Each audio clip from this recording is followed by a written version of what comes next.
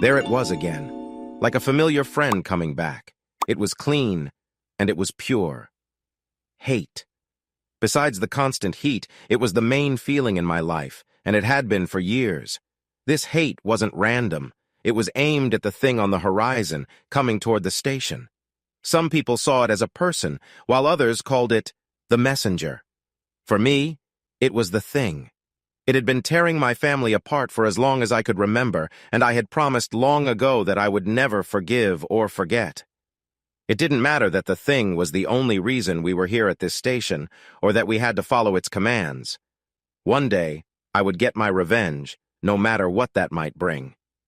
My parents told me that there were many messengers, but only one came to our station.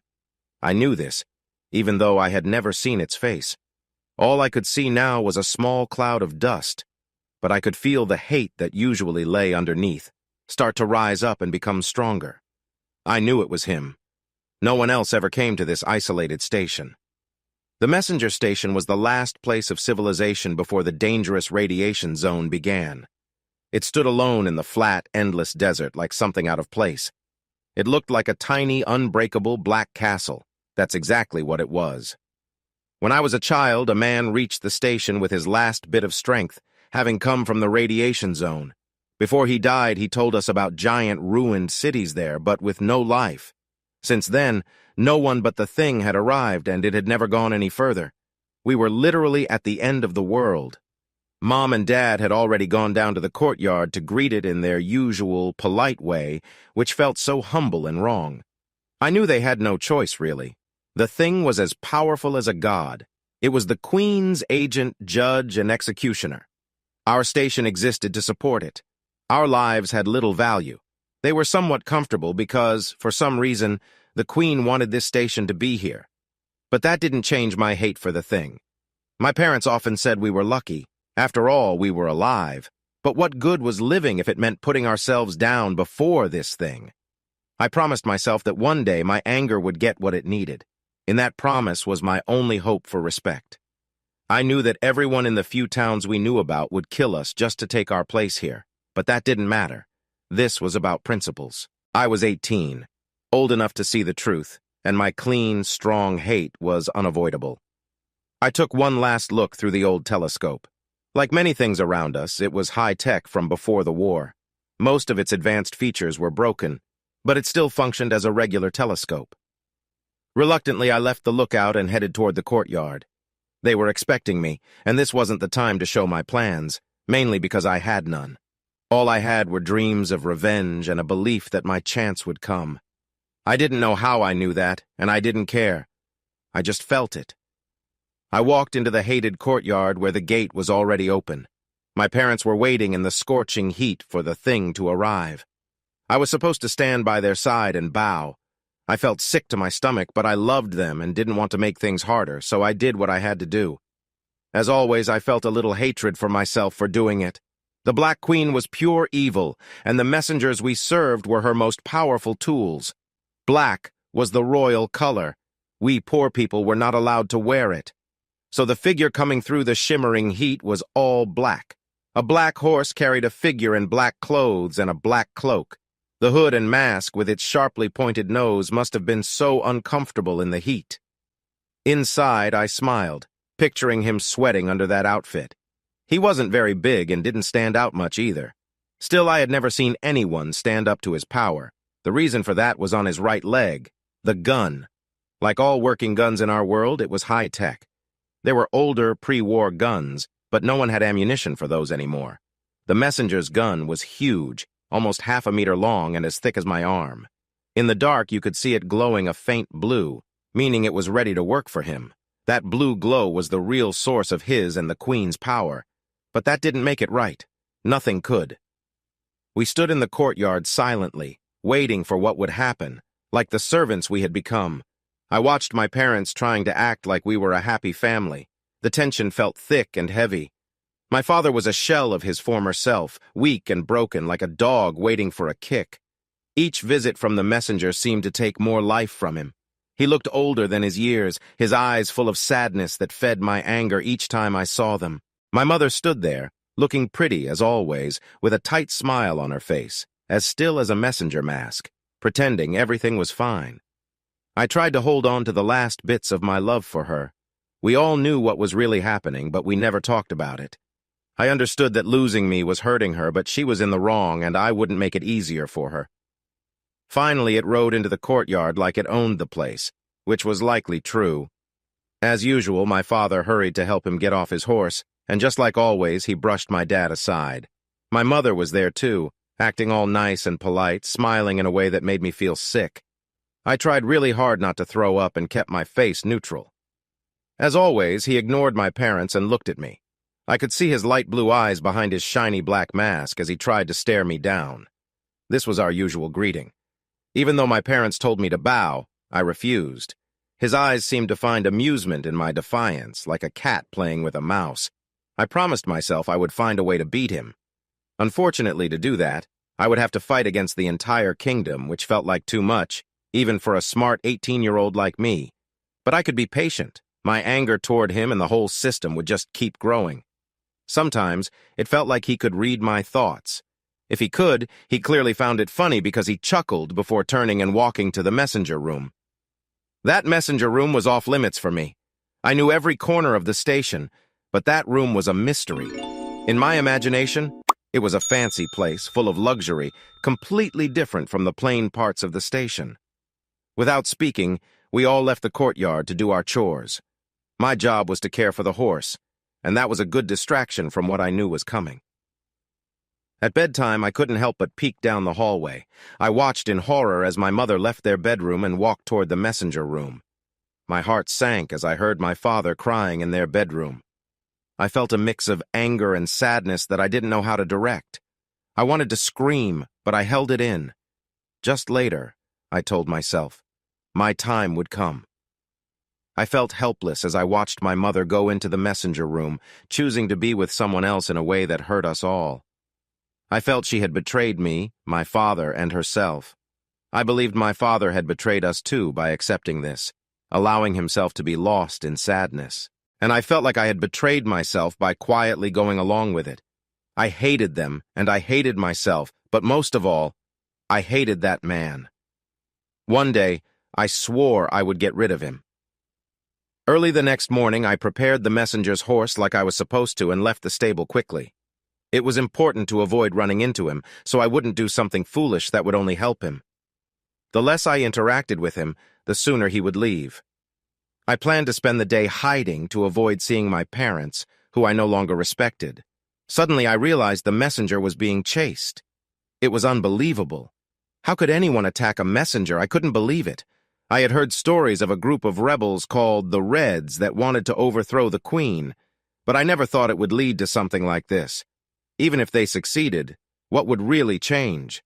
But there it was happening right in front of me, and it made sense why my father had hurried away from his post. He had seen it happen, but since we didn't have weapons, he could only wait by the main gate to close it behind the messenger. I watched the chase for a moment, actually hoping they would catch him. I really wanted that to happen. I started to feel worried about the horse, one I had grown fond of over the years. My father rushed to help the man who had caused him so much pain. This was a perfect chance to get rid of him once and for all, but instead, my father chose to save him. Just a little more time and someone else could have handled it. Why did my father care so much about saving the man my mother was involved with? I could think of a few reasons, and none of them felt good.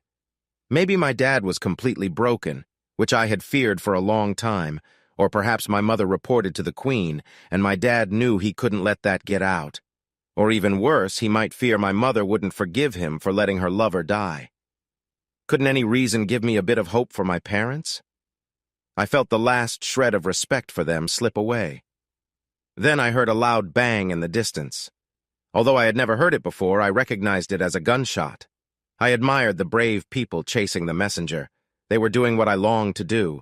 They were fighting against the Queen and her cruel followers. They weren't weak like my parents. I rushed down the narrow steel stairs to the main gate to see what was happening. My father had opened the gate, letting in gusts of hot air and dust into the courtyard. I had grown up seeing messengers come and go. They used to come often, but lately it felt like they'd been missing for months at a time. My father had said this was a sign that our world was falling apart, but we were too far away from everything to really understand what was happening. The only interesting events where we lived were when messengers came, and those visits followed a familiar routine. First, my father would open the gate. The messenger would ride in slowly, usually wrapped in dust to make it a bit dramatic. We would hold the reins and help him, but he mostly ignored us and headed straight into the messenger room. But this time was different and a bit messy. As soon as the gate opened, the messenger dashed through, looking back as if he were scared. An arrow was stuck in his bag. I was shocked to see this.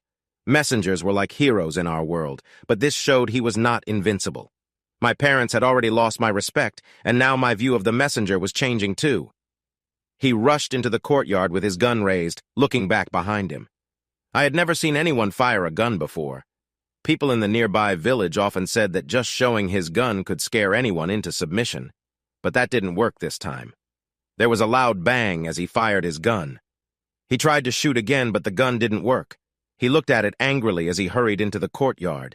He clearly knew how to use it and expected it to fire again, but it didn't. This confused me, but I had no time to think about it. He made his horse stop suddenly, just as my father slammed the gate shut and locked it. We could hear faint thumping from outside, but we felt safe because our station was strong. Still, the messenger kept glancing behind him, making him look less like the powerful figure he usually was. After catching his breath, he straightened up and tried to act tough again. For some reason, he looked straight at me, as if my reaction was important. I couldn't see his face. It was hidden behind a hood and a mask, but I thought he looked embarrassed. Shaking it off, he got off his horse and went to his room. Later, after I had taken care of his horse, I lay on my bed trying to sleep but couldn't stop thinking about what had just happened. It was another sign that everything was changing, just like my father often said. The Red Rebels had chased and attacked a royal messenger in the middle of the day. I had heard whispers about this before, but now I had seen it myself. Something serious was happening outside, and it bothered me that I didn't know much about it. Whatever was going on, I felt like I was on the wrong side. Restless, I climbed up to the lookout platform to gaze at the stars, as I often did. I tucked myself into a cozy corner where the dark made the stars shine brighter. After a while, my father came up but didn't see me. I felt embarrassed when I saw him crying. It wasn't quiet. It turned into loud sobs. I was glad he didn't notice me there. That would have been too much. I didn't understand why he was acting this way. He had let my mother and the messenger have a secret relationship right in front of him. He missed his chance to get rid of the messenger. We both knew where my mother was at that moment because of his weakness. Why cry over things that couldn't be changed? I wished he could think more clearly. Still unable to fall asleep, I went back down to the courtyard, pretending to check on the horse just to keep busy. In the quiet darkness of the courtyard, time seemed to freeze. I loved that feeling. It felt perfect, far away from the troubles of my life. I wished it could last forever, but it was disturbed by a scratching sound that I couldn't identify. I opened the gate to see what was making the noise. There, lying in the dust, was a man in tattered red clothes. I quickly closed the gate again, unsure of what to do. I had only heard one gunshot during the chase, but this poor man had obviously been hit. His friends had left him behind to die. In a second, I decided that the Reds were no better than the Queen. Leaving someone to die was wrong. But what about me? Could I just leave him there? Our station was only for my family, messengers, and technically the Queen. No strangers were allowed. That was a strict rule. Yet there was a man dying outside who needed help. Who made those rules anyway? The Queen and the messenger who I disliked? My weak father and my mother who had betrayed him? Why should I care about their rules? I had a stronger sense of right and wrong than any of them. So I opened the gate. The man was barely awake, muttering something I couldn't understand. I couldn't treat his wound outside, so I pulled him into the stables, which I considered my space. The blood left behind didn't look good. I feared he might have died and felt a strange sense of relief. In the dim light of the stables, I finally looked at his wound. It was a clear shot to the stomach, and it looked really bad. I didn't know much about gunshot wounds, but this didn't seem good. I had some basic knowledge about medicine, but this was way too much for me. He surprised me when he suddenly started talking in a clear voice. We almost got him, right? He even tried to smile a little. Yeah, you almost got him, I said, trying to sound hopeful. Thanks for helping me. Sure, I replied, even though I had no idea what to do next. Why do you help me? You work for the Black Queen. We are supposed to be enemies. I'm not working for anyone. I just grew up here. I never chose a side, but maybe today is that day. What happened? I noticed he was getting weaker. There wasn't much I could do but keep him company until he passed away. The stupid messenger is having a secret relationship with my mother. It's tearing my father apart and ruining our family. I've watched this for a long time, but today I reached my breaking point. Messenger? That's what you call them? We Reds call them cockroaches. Yours goes by the name Abagor. I think it's always the same one. Yeah, as far as we know, it is. We've tried to catch him before, but he's clever. Today we tried to attack openly. Listen, I know I'm going to die. He coughed up some blood. But it's totally worth it. He destroyed my family. Later we found out it was a mistake. He didn't care at all. I will kill him. Girl, I'm serious. He looked into my eyes for a moment and nodded slightly. Take this, he said, placing a glowing object in my hand. When I took it, the blue light shone brightly. It was way too bright for the dark barn. I wished it would dim, and it did right away. It felt almost like it listened to me. You're a chosen one, he said weakly. Those were his last words, but he seemed oddly at peace. It was like he believed I would finish what he started, but I wasn't sure what that was. Kill Abagor? Kill all the messengers? Kill the queen? It all sounded tempting, but I had doubts about what would happen next. Still, something had to change. It was better to fight than to end up like my parents. I carried his body back through the main gate and wiped away any blood trails. I didn't want my father to find him and ask questions. Later, in my room, I lay on my bed, my heart racing. Finally, something was about to change. Anything was better than living a lie. Sleep was impossible, so I examined the object the Red had given me. It was dark, just like I had wished it to be in the barn.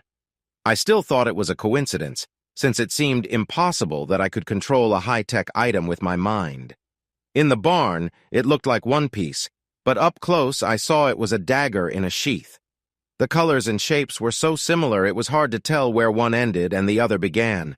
It felt surprisingly light. The dagger was completely black, not a hint of light reflected off it. It felt like a piece of reality was missing, replaced by black nothingness. One end was rounded and the other was sharp, smoothly changing between the two. Carefully, I pulled it out of the sheath. I expected to see a shiny blade, but it was just more blackness. I couldn't believe something so dark could cut anything. A quick test with my finger showed that the edge was dull. On a whim, I pushed it into the bed frame. To my shock, it went through the old wood like it was nothing. I quickly put it back in the sheath and tried to calm down. How was that possible? Even if the dagger was sharp, doing this with so little force should have been impossible. Of course, high-tech could feel like magic, so I shouldn't be surprised by this. Feeling more brave, I took it and told it to glow again. I could easily control the brightness. Even though I was scared of the dagger, it could work as a light. But then I remembered the blade wouldn't cut my finger, and the Red had called me a chosen one. I didn't know what that meant. Chosen for what? By whom? How did he know? Were there signs on my body? Too many questions. But as I drifted off to sleep, I felt that my time was coming, maybe soon. Our lives felt fake most of the time, but after each visit from a messenger, we lived in a slow nightmare for days. The atmosphere was thick with tension, and the smiles were fake. My father was clearly sad, I was angry, and my mother pretended everything was fine. I spent most of my time in my room, the barn, or watching the stars from a high point, trying to think of a way to stop this madness. I tried not to hate my parents. I smiled at the right moments, but I didn't try to look real when I did. They knew I understood what was happening, and I wouldn't let them forget it.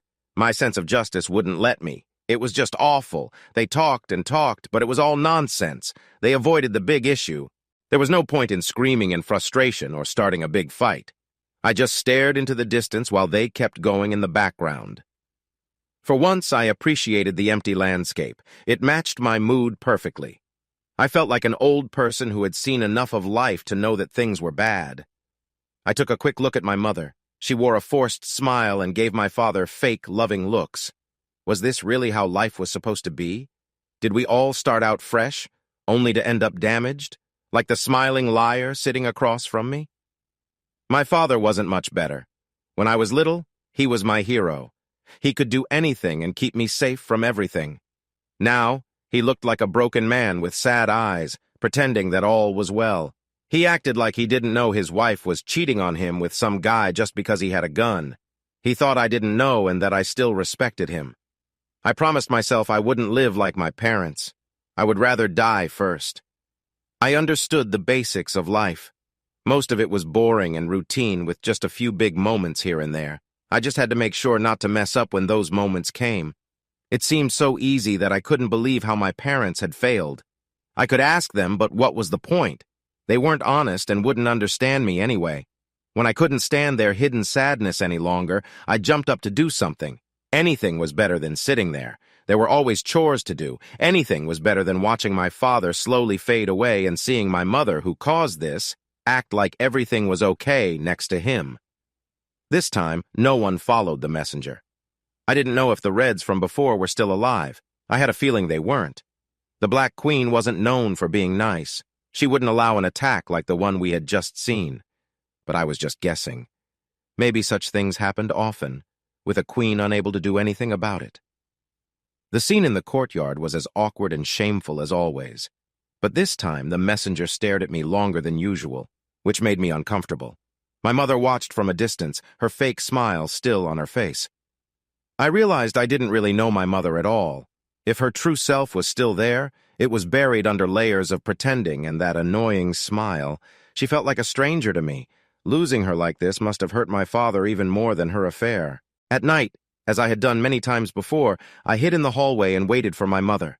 I had no plan, just a feeling that something had to change. I refused to live like this anymore. My mother came out of their bedroom wearing just a light robe and that same smile. I wanted to wipe that smile off her face, but forced myself to focus my anger on the messenger instead. My mother was weak, I thought. The messenger was the real problem. I wanted to remember his name when I finally confronted him. I considered going into his room right away, but decided to wait. I wanted to catch him when he was vulnerable, right after being with my mother. It usually only took a few minutes. After she returned to my dad, still in her robe and wearing that smile, I glanced at the closed door of the messenger's room. It looked like any other door in the building, plain and worn. For years, I didn't even want to look at that door. Touching it felt wrong, and opening it was completely out of the question. Only my mother ever went in there, to keep it clean and carry on with her affair. I had all sorts of wild ideas about the room behind that door. The imagination turned it into a grand hall filled with treasure, with the messenger sitting on a throne like a king. But as I grew up, I let go of most of those ideas, yet I still expected that room to be the best in the building. The truth was much more ordinary. The room was nearly empty and a little shabby, but it was very clean. There was just a bed and a wardrobe hanging with his black clothes and mask. To make it worse, there was no powerful man to be found. Instead, I saw a frail, older guy with a belly and a surprised look on his face. His appearance wasn't helped by the socks he wore or his silly comb-over. He didn't just look pale, his skin had a sickly yellow tint. Everything about him felt off, even the smell. I wondered how my mother could stand being with him. One thing was very clear. She didn't want him for his looks. This made what she did a little better in my eyes, but not by much. The only thing that looked powerful was the gun lying next to him on the bed. "Hey there, want to join us?" "You're right. It's about time. I would have invited you soon anyway. Just wait a minute. I need to catch my breath. Take off those clothes for me, will you? I want to see what you look like first." With that, he started to touch himself. I stood there, shocked and frozen. This is my favorite station. The entertainment is great, and it's even on the Queen's orders. What? I didn't understand what he meant. Yeah, she sent me to visit your parents ever since they arrived here. They are the only reason I come here. There's nothing else worth seeing in this dump. I heard your dad and the Queen were a couple once. It seems one of them cheated, and that's when things fell apart. I don't know why, but she sent them here when he got with your mother. A good way to get rid of someone, I guess. That's when she gave me this job. I don't get why, since I've never been a big hit with women. But the queen told me exactly what to do with your mother. She was a lovely woman, and I had always liked that. It felt good for everyone involved. The queen got what she wanted, and I had an easy job with some fun on the side. But my dad... What do you mean? He doesn't get anything. Who cares about him? He's lucky he has such a nice wife and a safe job. And my mom, too. He laughed a little. Yeah, she acts like she doesn't enjoy it, but I know she really does. Do you know this is wrong? Well, if I say it's wrong, then it is. I'm in charge here. Come here and I'll show you what else isn't wrong as long as I don't say it is. He stood up slowly, and I watched in disgust as his belly wobbled like it was alive. Luckily, it hid what I didn't want to see. To my shock, he moved toward me with a creepy smile. I backed up until I hit the door and cursed myself for closing it. But if it had been open, would it really have helped? My parents couldn't stop him anyway. I had to keep them out of this mess. We're going to have fun, little one. You're 18 now. You belong to me, just like your mother does. The queen will be pleased. Stay away from me. I hated how my voice shook, sounding weak and scared. You're going to like it. Your mom does. Just think about how this will upset your father. It might even break him. I could smell his bad breath as he laughed. I might get a bonus from the queen if it does. I felt gross when he grabbed my arms and pulled me toward the bed with surprising strength. Let me go. This is wrong, I begged, hating myself for begging. I'm in charge here, and I say it's a lesson. All I could picture was the sickening thought of him and the dagger hidden in my belt. They seemed meant for each other, but I couldn't do anything. He turned me around, held me tight from behind, and started to slobber on my neck. Then he grabbed my chest, and at that moment I pushed free and ran to the door. I had to make myself stay in the room. This had to end now, for my parents' sake. He watched me with real interest, like a shark eyeing its prey. Oh, this is good. It's more fun when they fight back a little. Yeah, I bet they all fight back. Look at you. You're ugly. No woman would want you around. He looked at me, shocked, clearly not used to hearing the truth. Then his smile returned. You know I might kill you, right? I haven't even decided if your parents will die, too. It depends on how much fun I have. If you are nice to me, maybe I won't. You monster! I wished I could think of something better to say, but that was all I could come up with then. Maybe. But I'm the one with the gun, and you aren't. He picked up the gun and aimed it at me. Suddenly, I remembered the dying red and the dagger he gave me. I pulled it out and aimed it at him. My dagger was dark, while his gun glowed a little, as usual. He laughed. You brought a knife to a gunfight? Should I shoot you now and enjoy your body as you die? Maybe I'll make your parents watch. Would you like that, little one? If anyone deserved to die, it was this creep. I just needed a plan to make it happen and not die first. I wasn't going down without a battle. His piggish eyes were on me for a moment, and I swear I saw him drool. I fought the urge to vomit. It might have been amusing to see his reaction, but I needed to stay dignified. I'll shoot you in the belly. It'll take you 20 or 30 minutes to die. That gives me lots of time. I focused on his finger as he pulled the trigger. Like a fool, I tensed up, but nothing happened. We both stared at his gun, confused. It was the first time I saw a messenger gun completely dark.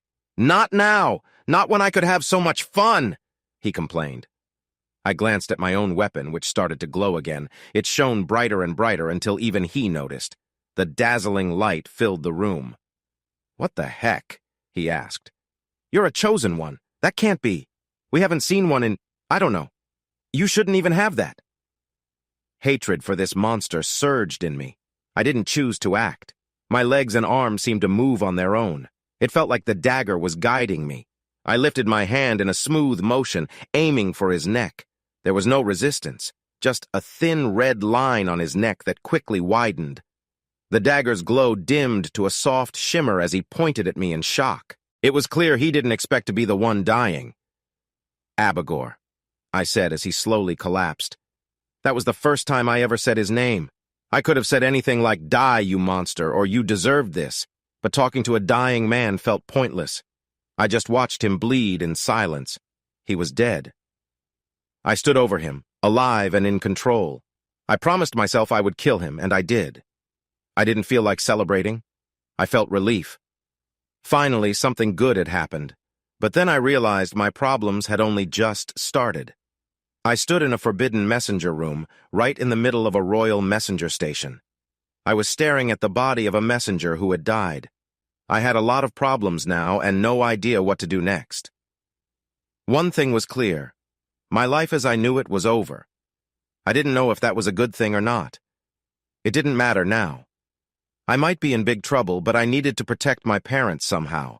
If they found out I killed a messenger, the punishment would be terrible. Not just for me, but likely for my parents too.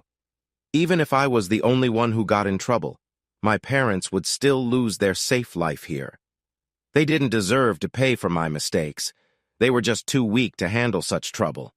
That meant I couldn't tell them what happened. I would have to figure this out by myself. First, I had to think about how to hide the body. Then I had to plan how to leave this place. If I disappeared, maybe my father could handle things with my unfaithful mother on his own. More importantly, getting away was the best way to keep my parents safe. I decided to leave the messenger's body for my father to take care of. If no one found it and I was gone, they might be okay. It was a simple but clever plan. The messengers always wore masks.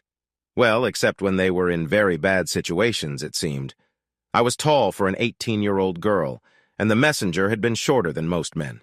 His clothes would fit me just fine. I took one last look around the station, thinking about my parents and my life. It felt like everything was fading away as a new life began for me. I washed the mask before trying it on. It had always looked scary, but up close it seemed cheap and ordinary.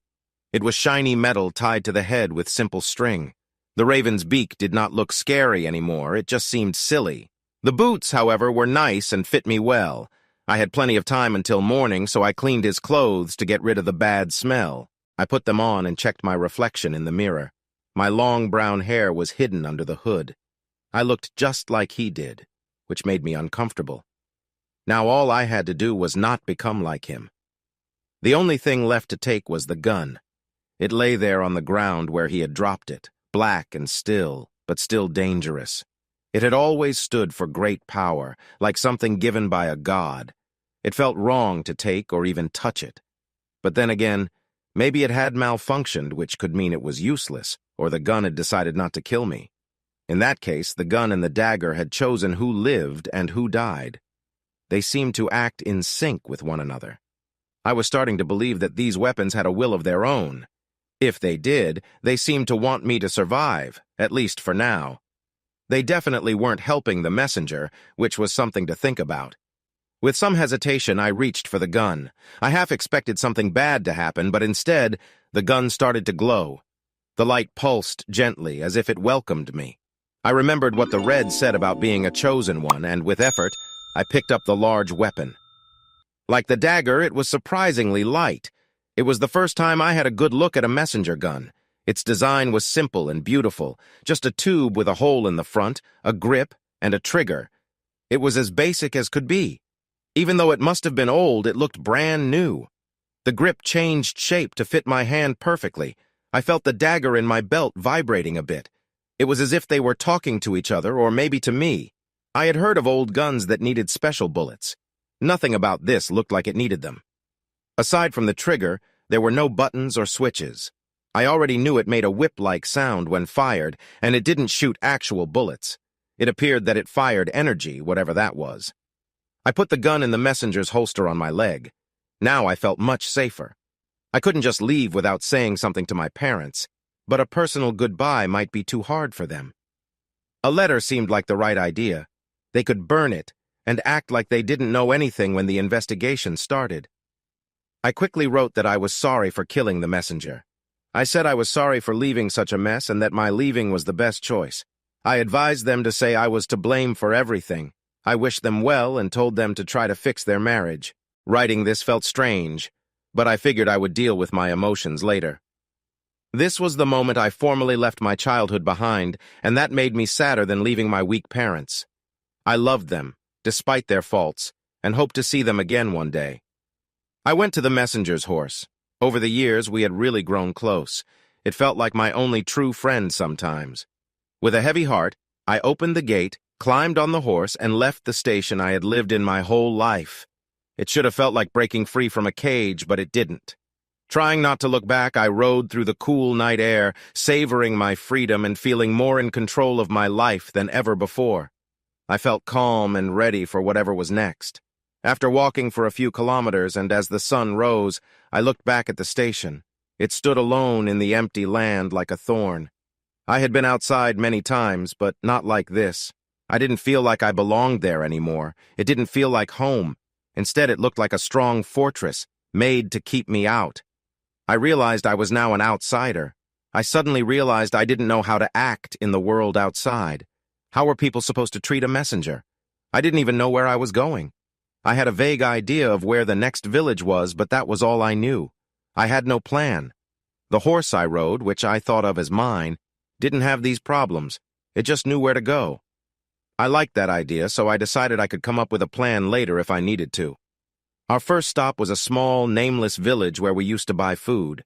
I recognized some of it, but I never liked being there. I'd always thought the station was poor, but the complete lack of resources here showed me how hard things really were. People in dirty clothes sat in the dirt. Some were lucky enough to have simple homes made from scraps. Many looked sick from eating bad food. Even I could tell which food was safe and which was not. Only the truly desperate ate the bad food, and the problems were clear all around me. In the past, people welcomed us because we brought money when we bought good food.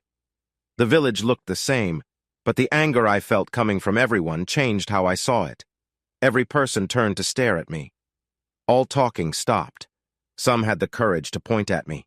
At that moment, no one was being violent, but the tension was thick, like a storm about to break. My horse stopped as a group of people closed in around us. It was eerily quiet. If this was what life as a messenger felt like, I didn't want it. Being hated by everyone would change a person. Even the kindest heart could turn cold. But I doubted Abigor was ever kind. Panic started to rise in my chest as the people surrounded me, looking at me like I was to blame for things I hadn't done. My hand moved to grip my gun. The weapon glinted in the bright sun, shining so brightly it seemed to blind everyone, even me. My calm horse seemed uneasy. The bright noon light turned blue, giving the whole scene an odd, dreamlike feel. The people were just as shocked as I was, and I was glad my mask hid my own fear. Clearly, they had never seen a high-tech item shine like this before. The blue light seemed to push the crowd away from me. Yes, this felt like power. I felt like a god among mere humans. I felt important, untouchable. And then I stopped. This was wrong. These were good people, and they had every reason to hate the messengers. I was on the wrong side of this and should not be enjoying this feeling of power. To stop this, I signaled my horse to move on. We had learned to understand each other with simple gestures. We both seemed relieved to leave the village unharmed. Luckily, Abigor had packed plenty of food and money. I silently thanked him for his generosity. I just needed to figure out what I was really aiming for. As I rode away from the village, I entered a completely new area. I felt excited until I realized that, after hours and even days of traveling, not much was changing. The desert gave way to very few plants, and some hills appeared in the distance. I spotted black birds from time to time. I had thought some parts of the kingdom looked much nicer than ours, but so far I was not impressed. The most important thing was that I didn't see a single person for days. The thrill of wandering was gone. Even though I had always been angry at my parents, I realized that I missed them deeply. I even missed that old station. I felt lonely and a bit homesick. While I sometimes felt unimportant, I also realized that I was finally doing something. I was not just waiting for things to happen. Besides, I was used to being alone and keeping my thoughts to myself. I had plenty of time to think as I let my horse follow its own path. We were probably going wherever messengers went when they weren't carrying messages or visiting someone. That was okay with me, as I had no better ideas. The horse seemed fine with it, too. I was probably lighter than Abigor, and I know I smelled better. Then there was this chosen one talk. Both Abigor, my enemy, and the weak Red, his enemy, said it. It seemed to have something to do with the weapons, which had glowed when the chosen one was mentioned. Chosen? By whom? For what? How did it fit with what I believed was right? One thing seemed clear. It meant the weapons wouldn't harm me or let me be harmed. That was a good thing. At least I wouldn't get hurt while I figured out a plan. My horse and I fell into a nice routine. I figured out how to get food and take care of my horse in small villages without causing any trouble. The less human I acted, the fewer issues I had. People just took my money, did what I asked, and never questioned anything. Showing kindness or care just brought problems. I wondered how this would change me if I had to do it for months or years, but I pushed the thought away for now. I realized I could never be like Abigor, but I didn't understand why. A few days later, I got the change I wanted, but it wasn't good. I saw a path starting to appear in the empty land. As time went on, the path became clearer, with trash piled up on both sides. Soon, I could see a town in the distance, much bigger than the little villages I had left behind. A few kilometers away from the town, I noticed a man-made pit. The awful smell made me want to look away, but my eyes went there anyway. It was full of bones and rotting bodies just thrown away carelessly. I stood there, shocked. My parents used to say the world was cruel and that we were lucky. I always nodded like I agreed, but I thought they were wrong. We were not lucky at all, not anymore. Now I saw the truth. The hunger and sickness I had seen in those small villages were nothing compared to this. I was heading toward a town where people didn't even bury their dead. With no other choice, I rode toward the town. All my earlier calm vanished. I started to pay close attention to my surroundings and notice things I hadn't seen before. Animal bones, broken machines, piles of trash. I expected to find traps at any moment, but none came. I used to think the station was plain and ugly until I reached those smaller villages. Now, stepping into this larger town made the station look like paradise. The smells were terrible and changed all the time. There was rotting food, waste, and burnt flesh, all mixed together in a dizzying way. The first person I saw was an older man with a wild white beard and dark skin. He had a jagged machete on his back while he pedaled a tricycle down the street. I looked around. There were other people, but nobody seemed surprised by the scene. A thin woman with a red-painted face and a skewer through her cheeks walked by. Next, I saw a half-starved man with a big belly dragging some junk behind him like a pet. No one seemed to notice anything out of the ordinary. They all stared ahead with blank eyes. The little tricycle squeaked loudly. I wished it would break just to disturb this strange scene, but it kept going. Everyone had some kind of weapon, from big knives to machetes to long swords. These were not just for show, they were used every day as shown by the scars and missing limbs around me. This was a world of violence, and the strong ruled here. Before, only the messenger brought a hint of danger into my peaceful life, and I had disliked him for it. Now, I understood. This place needed some sort of force to keep the peace, but didn't have one. No one paid any attention to me, so it seemed clear they were used to messengers coming and going. Maybe they couldn't keep order, or maybe they just didn't care. I guessed it was the latter, as they showed no interest in me either. People weren't hostile, curious, or friendly. They were just focused on getting by. I shrugged and moved on. Even though folks hardly noticed me, they kept at least 5 meters away. I imagined that messengers had guns and shot anyone who got too close, and I wasn't far off. I heard some grunting to my left and realized no one was talking. It was as if people here had forgotten how to speak. Instead, their communication felt like an animal-like language. I turned toward the noise and was shocked, though my mask hid my surprise. The man making the noise was tall and thin. The sun had cooked his skin into a dark, leathery texture. Like everyone else, his face and body had thick white stripes painted on them. I didn't know if this meant something. He wore a thick steel ring around his neck that looked like a slave collar, but it could also be jewelry. His body was marked by deep scars from knife fights. Some cuts looked fresh and would never heal. He grunted again, hoping to attract me to the dirty bowl of muddy water he was selling. I recognized bad water, and this was the worst I had ever seen. Only desperate people would drink it, which meant most in this town did. I shook my head and moved on, unsure if I should feel sorry for him or be angry at his attempt to sell me poison for cash. Like everyone else, including me, he probably had little choice. After a while, I got used to the odd people around me, feeling somewhat safe since they stayed away. Even the small kids seemed to know this rule, and I didn't want to think about how it came to be. Everyone wore bits of metal or plastic, and the bigger the pieces, the better. I began to realize these were parts from high-tech machines or even older ones. It looked like they treated these pieces like sacred objects, trying to attach them to themselves. Maybe they hoped for some magic to come from them. The piercings and the gruesome skewer I had seen served a similar purpose. I knew humanity was struggling, but I didn't expect anything like this. My horse led the way until we reached what seemed to be stables and a rundown place to sleep. The whole situation was straightforward. My horse was taken care of quickly. I paid some money, was shown a decent room, and got a meal that I could eat. No one asked questions or said anything, and I was okay with that. The next day, I left the place where I stayed and walked back to a food market I had seen the day before, leading my horse along. The market was much too big for the small amount of food they had. The sellers tried hard to make their tables look less empty, but it didn't help. The lack of food didn't seem to matter since nobody was buying much.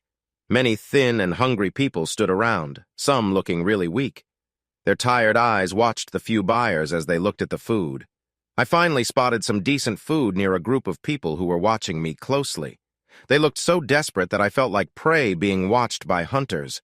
I shook off the thought, bought what I needed, and hurried away. I wanted to leave this miserable place as soon as possible. If this was what the bigger towns looked like, the whole kingdom was in trouble. I had no idea if bigger cities were better and didn't want to find out. It seemed like more people meant more suffering. I set up camp after I had walked far enough from the town to feel safe. I found a nice spot that looked like others had used it many times before. Later, I realized that this choice might have been a big mistake. I had become used to having my weapons with me. It felt like I had company all the time. In quiet moments, like just before I slept, it was as if my weapons were helping me notice things around me. They seemed to work together, almost like they were one being, looking out for me. This being felt like it knew me, but I didn't understand it at all. It could be good or bad, or maybe it just didn't care about anything at all. My weapons had saved my life before, so I couldn't complain too much. Still, it was like traveling with an unknown and dangerous friend. I thought about this as I fell asleep. Suddenly, my dagger began to vibrate under my belt. I opened my eyes to find it was dark, and I had lost track of time. I looked around but only saw blackness. I listened closely, and apart from my horse's breathing and my own heartbeat, there was just silence. But I felt something was off. I sensed danger nearby. When I took hold of my gun, it was also vibrating. The usual blue glow my weapons had was gone, which was smart since it would have given away my position. Then, I heard soft sounds to my right, and I tried to hold my breath, scared that even the smallest noise would give me away. How could they find me in the dark? I thought it was because they knew this place well. I was foolish to camp in such a clear spot. Another soft noise came, this time closer and to my left. I didn't know what to do. If I was outnumbered, even my weapons might not save me. To my surprise, my left hand held my dagger and I didn't remember grabbing it. It suddenly lunged to the left and hit something soft. There was a groan and my knees felt weak. It didn't make sense until something swished past my head. My right hand, holding my gun, moved up without me thinking, and I pulled the trigger. The loud noise seemed too loud in the deep silence. I was in a life-or-death struggle. I was there, but it felt like I wasn't really part of it. I called my weapons mine, but I wondered who was controlling who. They used my senses and muscles however they wanted. My left hand wasn't needed for a moment, but my right kept aiming and pressed the trigger 6 more times. Even though I still couldn't see anything, I knew I hit my targets perfectly. I really wished to know what was happening when my weapons glowed, lighting up a terrible scene with their blue light. I had just killed 8 people. I stared at them, shocked, and immediately started to think of reasons why it was okay. They had tried to kill me. No one had forced them to do that. But looking at their half-starved faces, it was clear that something pushed them to act. Their choice was to either steal my food or starve. I could almost hear their thoughts. They knew it was risky, but they felt they had no choice. Success could mean life or a quick death, and anything seemed better than their misery. I looked closely at their faces. There was a couple with their teenage son. An old man had only one arm. Another man had a terrible infection on his face. It was hard to see if the other side of his face was hurt too because it was missing. None of us had a real choice. It wasn't a massacre, it was self-defense. I was still me, but I felt different. I felt tougher and less caring, and I didn't like that. I couldn't stay there, so I quickly packed my things and saddled my horse in the blue light from my weapons. I had a long journey ahead of me and many thoughts to sort out. I remembered the day Abigor shot the man who ran into the station. At least I now knew if the guns could shoot more than once, but my gun only let me fire once, just enough to hit the poor Red. I realized that single shot was meant to kill him. He died, and I got his dagger. It felt like such a waste. The way these weapons worked and how deadly they were made me feel scared. I was glad they were on my side, at least for now. I was just a tool, and that tool was me. I had turned from a caring person into a cold killer, and I hadn't even chosen that. I didn't like that idea, but being dead didn't sound good either. My life depended on these weapons. Without them, I wouldn't survive in this harsh world. I worried that if I wasn't already like Abigor, I would be soon. I needed to find a way to stop that. At first, I thought I was imagining things, but then it happened again. Both guns shook slightly. My horse was calm, so whatever it was something it was used to. I looked around and finally saw a small black spot far away. I had nothing else to watch, so I kept looking at it. It seemed to be moving in the same direction we were going. Unfortunately, it looked like we were heading towards each other. That wasn't too bad. I had learned to handle meeting people. The real problem was that the person seemed just as dark as I was. Dark was not a good sign. Dark meant this was likely another messenger. I didn't know how messengers dealt with each other. This meant my cover might be blown. Running away was not an option because that would give me away right away. Oh well, I would think of something when it came time. If the weapons thought I should die, then I guess that was how it would go, no matter what I did. For a moment that could end in a fight, the scene was strangely calm. Just two people riding slowly through a deserted, empty land, not even looking at each other. Well, I was pretending not to look, trying to see him without moving my head. He just stared ahead, looking relaxed and sure of himself.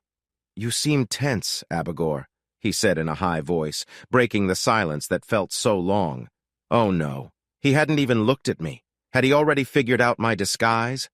I had heard there were many messengers around. How could he know I was pretending to be Abigor? I needed to reply somehow without speaking. My voice would give away my act. I turned to look at him closely for the first time. He looked just like I did when I looked in the mirror back at the station. I remembered that clearly, but it felt like it happened to someone else, like another life.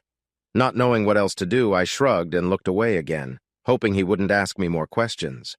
The tension was thick, and I was sure one of us would be dead soon. I was pretty sure it would be me. He was a much better fighter. I was no fighter at all. "Abigor," he said again, stronger this time, clearly wanting an answer. I turned my head once more and froze, staring into the end of his gun. I might not be the first person to pretend to be a messenger, I thought. He looked unfazed and had seen right through me. How could that be? Ordinary people hadn't even noticed. But that didn't matter right now. My death was what mattered, and the little details could wait. I hoped he would just take me in, but I wasn't feeling very hopeful. "Whoever you are, take off your mask. Now." I wouldn't be able to reach my gun before he shot me. After all I'd been through, was it ending like this? Tears of anger filled my eyes. This was so unfair, but I felt powerless. "Now!" I felt my hand move to my face, taking off the mask even though I didn't want to. Well, he had seen through my disguise, and the dumb mask was just causing me trouble anyway. I pulled off the mask and shook my hair loose for the first time in days. Interesting. A girl? What did you do to my brother? I might have only seconds left, but I felt relieved. Finding out he was Abigor's brother made sense of my blown cover. "Your brother was terrible," I said, surprising myself with my strong voice. He chuckled. "No doubt about that. Still, he was a messenger and my only brother. You saying means he's dead. Will you tell me how he died?" "Sure. He tried to hurt me and I killed him. I cut his throat. I killed him like the animal he was." To my surprise, he just nodded calmly. "Yes, that's the Abigor we all knew and hated. That's why he got the job to bother that station woman. Anyway, that's an interesting story, but I need more information. My brother was a bad guy, but he was also clever. I have scars to prove it. You're what, 18?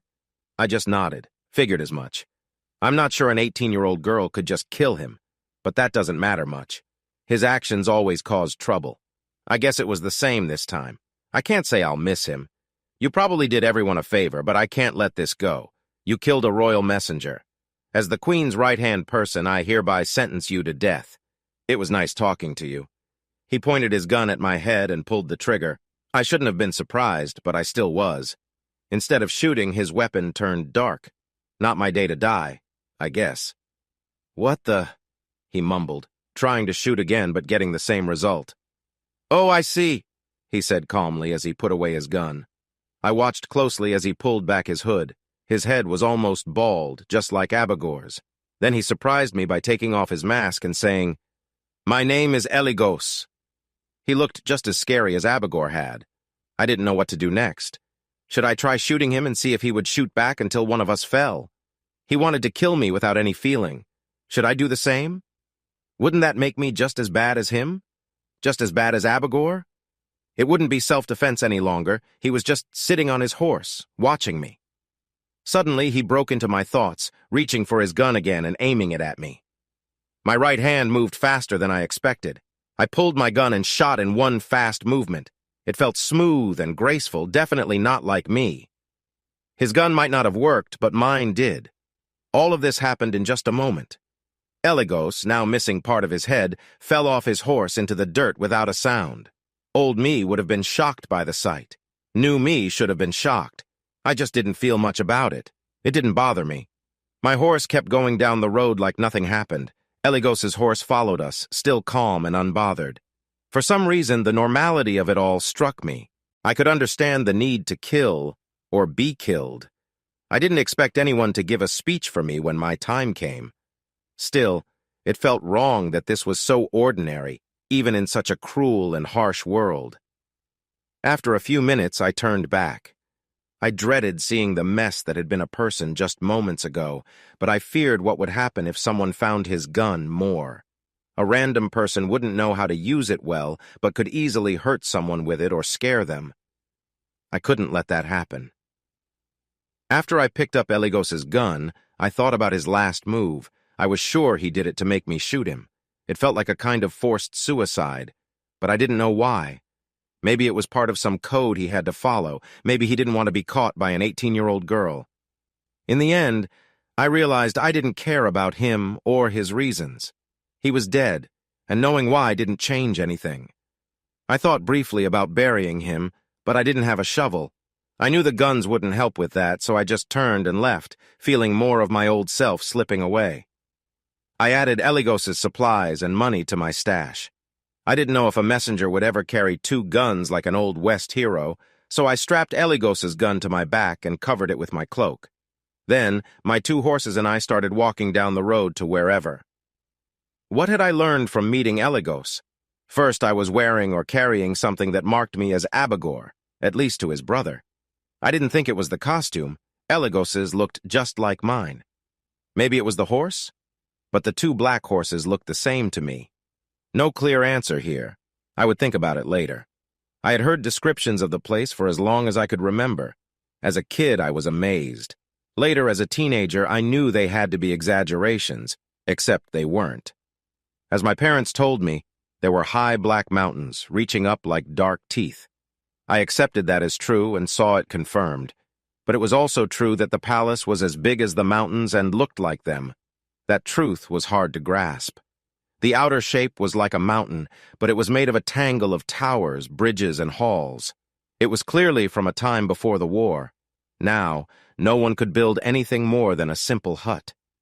Once again, I felt sad for what the world must have been like back then. As I got closer, I expected to see a lot of guards and checkpoints. There were none. What I found was an almost empty, flat area. The palace looked so huge and mysterious, it made me feel like an intruder. It seemed to push me away with its size. The design was meant to scare ordinary people, and it certainly did. I forced myself to keep going. Actually, I didn't even need to. My horses moved on, unfazed, eager to get home. I guess that frightening look only scared humans. They didn't go to the large, closed main gate, but headed for a smaller side entrance leading to the stables. A few guards watched the little traffic lazily, but didn't stop me. I expected them to search me, but nothing happened. This was good, since my name probably didn't matter to them, and I had no plan. My horses plodded through the smaller but still impressive gate and stopped in the middle of a dusty hall. There was some activity, stable hands caring for horses, and to my shock, a few other messengers walking around. 2 stable hands came and took the horses away, never asking why a single messenger came with 2 horses. I was glad to see that the other messengers didn't talk and just walked casually out the other side. I didn't want to engage with them. I really didn't want to see what was ahead, but I knew I had to. This place had taken all the bravery I felt as a teenager and shattered it. I felt sure there was only one thing waiting for me: my death. The hall was huge. It didn't seem to end. It just faded into darkness. I quickly looked up, trying to keep a low profile. I couldn't see a ceiling either. The other messengers were headed toward a raised platform, so I followed them.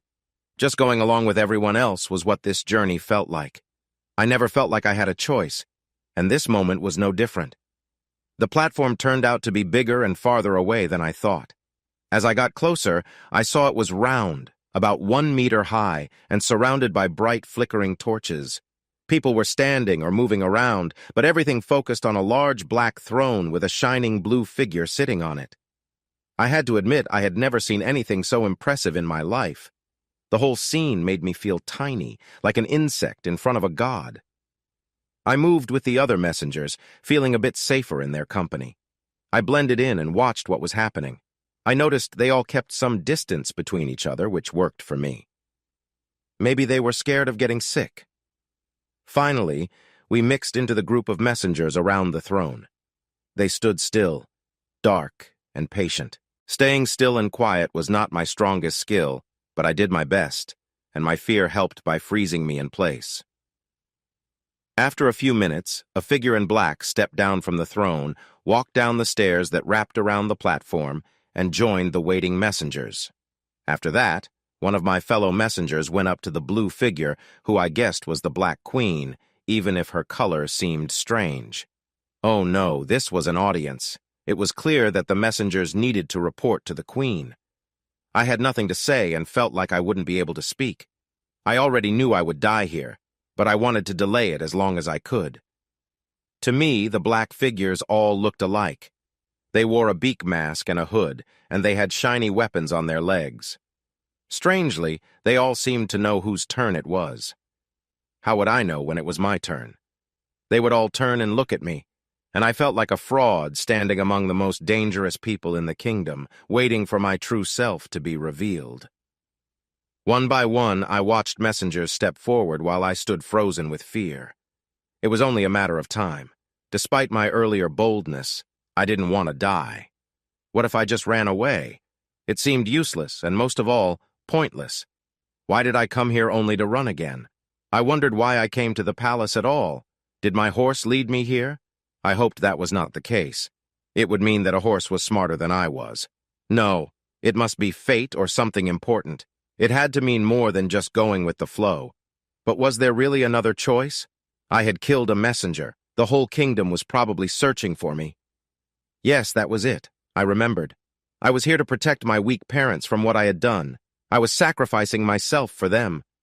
No need to be afraid, I tried to tell myself. Everything was how it was meant to be. For some reason, the hall didn't seem as dark anymore. The light from the torches was colder now. I could see the floor, which looked impossibly smooth and shiny, yet it was covered with strange patterns. As it got brighter, I noticed the messengers around me started to look at me. Why me? I felt confused. I saw that the light came from my gun and dagger. I thought Eligos's gun on my back was glowing too, but my cloak covered it. I wished they would lose their light, but nothing happened. I never figured out how to make them do what I wanted. They seemed to act on their own, sometimes aligning with what I wanted. The messengers pulled out their guns and started to step away from me. My cover was blown, and the weapons that had saved me now meant my end. I didn't understand their reasons and probably never would. In the end, everyone in the kingdom seemed to be controlled by their own weapons, even the queen. If that were true, then none of them, not even her, had any real power over me. I held my head high as my confidence started to return. Slowly, I turned to look at her again. While she had been hard to see before, now my vision was clear.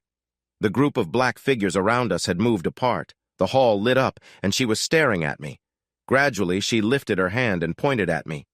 "Come here," she ordered. Her voice wasn't loud, but even from far away, it was strong and strangely familiar. I decided to go along with what she wanted.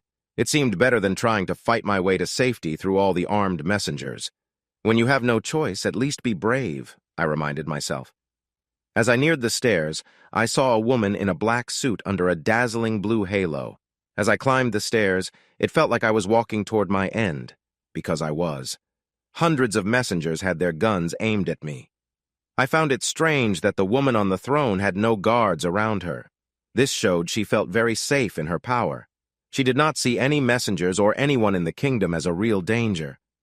This included me, a young girl from a tiny, unknown place.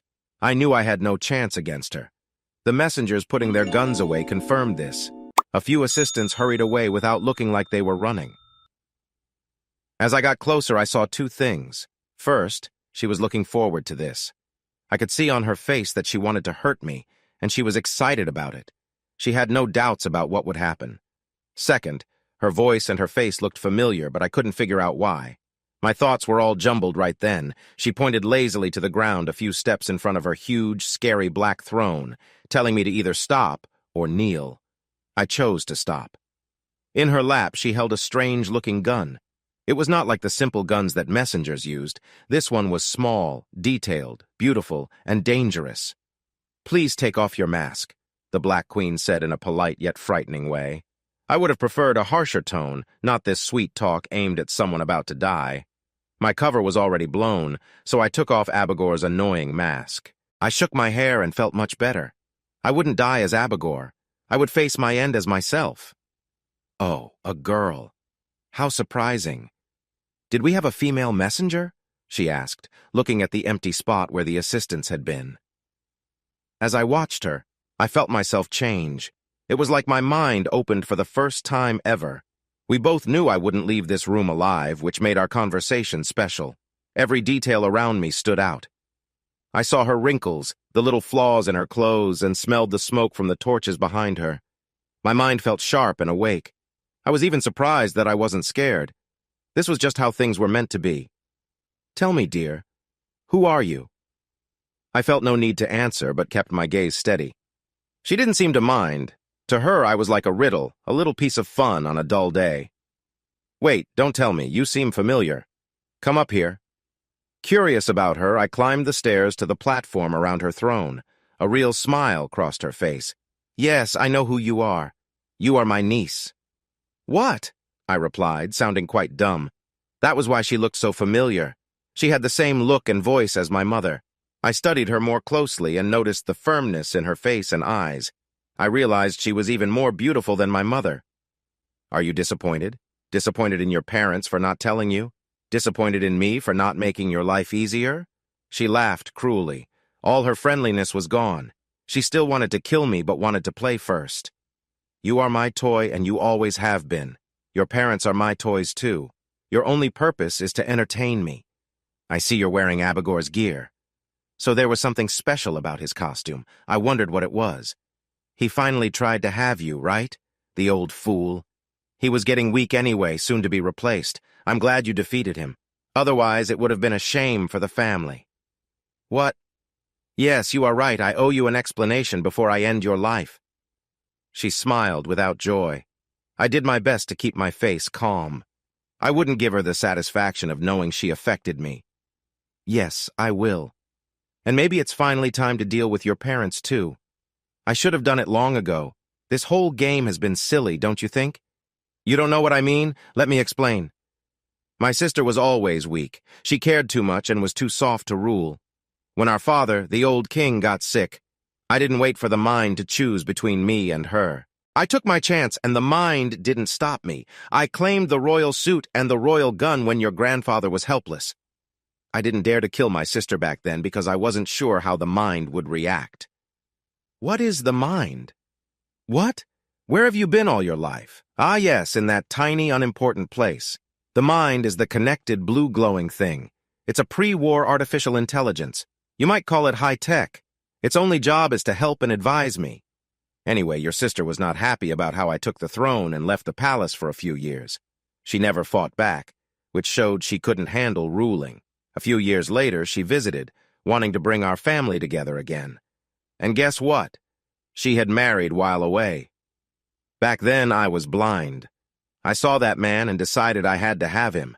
I knew he felt the same way, but he was too weak to act on it. It was funny. I used my royal power and made a few threats to push him past his limits, and it worked perfectly. From that day on, his real feelings showed, and we started a very intense relationship. I made sure your mother knew about it right away. Watching her was entertaining. She was so lost and heartbroken. Once I revealed his true feelings, she didn't have a chance.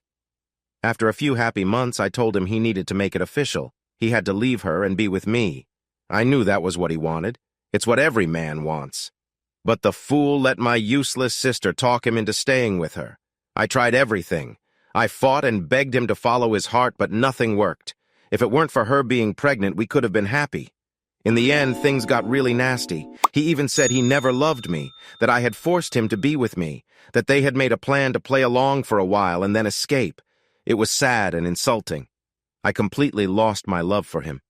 I decided that death was too easy for him and my sister. I remembered an old, empty messenger station far away. I thought about Abigor, a new messenger who was strange and disgusting. It all came together so well. They would live there in their own lonely hell. She would have to spend time with Abigor whenever he came there. He would know and be helpless to stop it. It would slowly ruin their love. When their child, you, came along, they wouldn't be able to hide how weak and bad they were. They would lose your respect. It was perfect, and Abigor assured me it worked. I stood there thinking about my parents. They had tried so hard to protect me. I had misjudged them, following the queen's evil plans like a puppet. All this pain for a queen's lost love and hurt feelings. I had never felt proud to be their daughter until now. I'm sure it showed on my face, and it made the queen's wicked smile even worse. And you know what's the funniest part? There's nothing you can do about it. Should I send you back to the station and let my men have fun with you too? Should I let your parents see?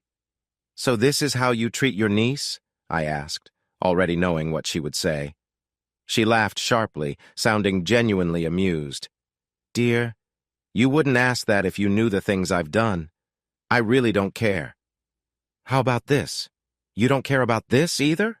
I said, pulling out my dagger and pointing it at her. I knew it was pointless against her armor and all the messengers, but I felt like I had to do something. Her laughter filled the room as I heard noise behind me. I turned and saw all the messengers had pulled out their guns and aimed them at me again. Oddly, none of their weapons glowed. They were all completely dark. Confused, some of them looked at their useless guns. My dagger, however, was shining brightly. You don't stand a chance against this armor, dear, nor do you against my gun pointed at you. This has been fun, but I'm done now. Goodbye. The last thing you'll hear is I've decided to have your parents killed. This has gone on too long. I heard a soft click and expected to be shot, but nothing happened. Confused, I stepped back and looked at my unharmed body. The queen stared at her suddenly dark gun, puzzled. Mine seems a bit brighter than yours, doesn't it? I said, raising my glowing weapon. Kill her! She shouted. I heard soft clicks again, but the dark gun still wouldn't fire. Finally, the queen lifted her gun once more, but it wouldn't work. I looked at the woman who had just tried to kill me. She had tortured my parents and threatened their lives. She was nothing but cruel. The world would be better without her. Someone had to stop her. Someone brave and smart. Slowly, I aimed for her head. The faint glow that had been around her head disappeared. The smirk vanished, and she realized she was in trouble. She looked at me one last time. To my surprise, there was sadness in her eyes. As you are, I once was, she said just before I shot her. As I am, you shall be, I finished silently. What did she mean? Had she ever been innocent like I had? It was hard to imagine, but maybe. In what way would I be like her? Would I be a queen, evil, dead, some mix of those? Would I even have a choice? Raising my chin, I decided one thing. I would rather die than become like her. I would not be like the lifeless body lying on the floor in front of me.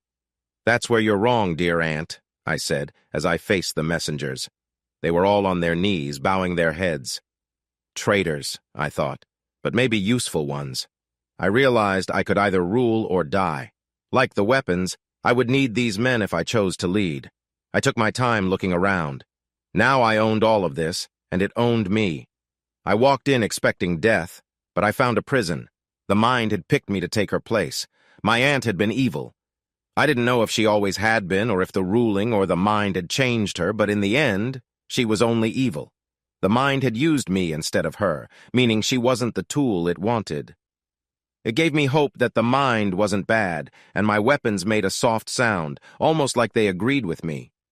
Still, I had already harmed 2 messengers, 8 villagers, and my own aunt. I was close to completing her last prophecy. I needed to be careful. My power came only from my weapons and the mind. If someone stronger appeared, I would be just as dead as my aunt, who was still on the floor beside me. The kingdom was not ruled by a person, but by a machine, and I was just its tool. I didn't feel good about that, but given how things were in the kingdom, it might be the best choice. I had some power on my own, and I promised to use it wisely.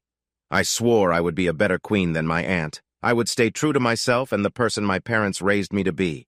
I would not look down on them or be ashamed of them again. In keeping that promise, I felt a strength that had nothing to do with my weapons or the mind. Use your powers for good. This was something my mother always told me during my happy childhood. What powers did I really have, and how could I use them for good? I thought again of that terrible town, where the people looked worn out and hungry. There was a lot of good I could do there. Maybe I could bring fairness to that town and help people treat each other nicely, a bit like those Wild West sheriffs. But first, they needed food, and I didn't think the mind would care about that. It didn't seem to think about such things at all, so how much power did I really have? I had only as much power as the mind was willing to give me. I would keep that power as long as I was useful to it. I wasn't sure if my kindness, my good heart, and my wish to do what was right were things it valued or even accepted. I was starting to lose those parts of myself under its control. I promised myself that I would do everything I could to keep the best of me alive, no matter what it could do. I knew that if I didn't, and if I became selfish and cruel, I would be lost anyway. I looked around the large hall at the waiting messengers and the helpers behind me. I was suddenly responsible for them all, for the hungry people in the small villages, for the sick families, for the dangerous people in the town, for my parents, and for a whole kingdom filled with dust and danger. Now came the really hard part, I thought. Oh boy. I looked around again, still unsure about everything happening. There were 2 kinds of people in this huge, dark hall. One group had clearly agreed that I would be their new queen. The other was me, a stranger suddenly thrown into this mess. I didn't know what it meant to be a real ruler.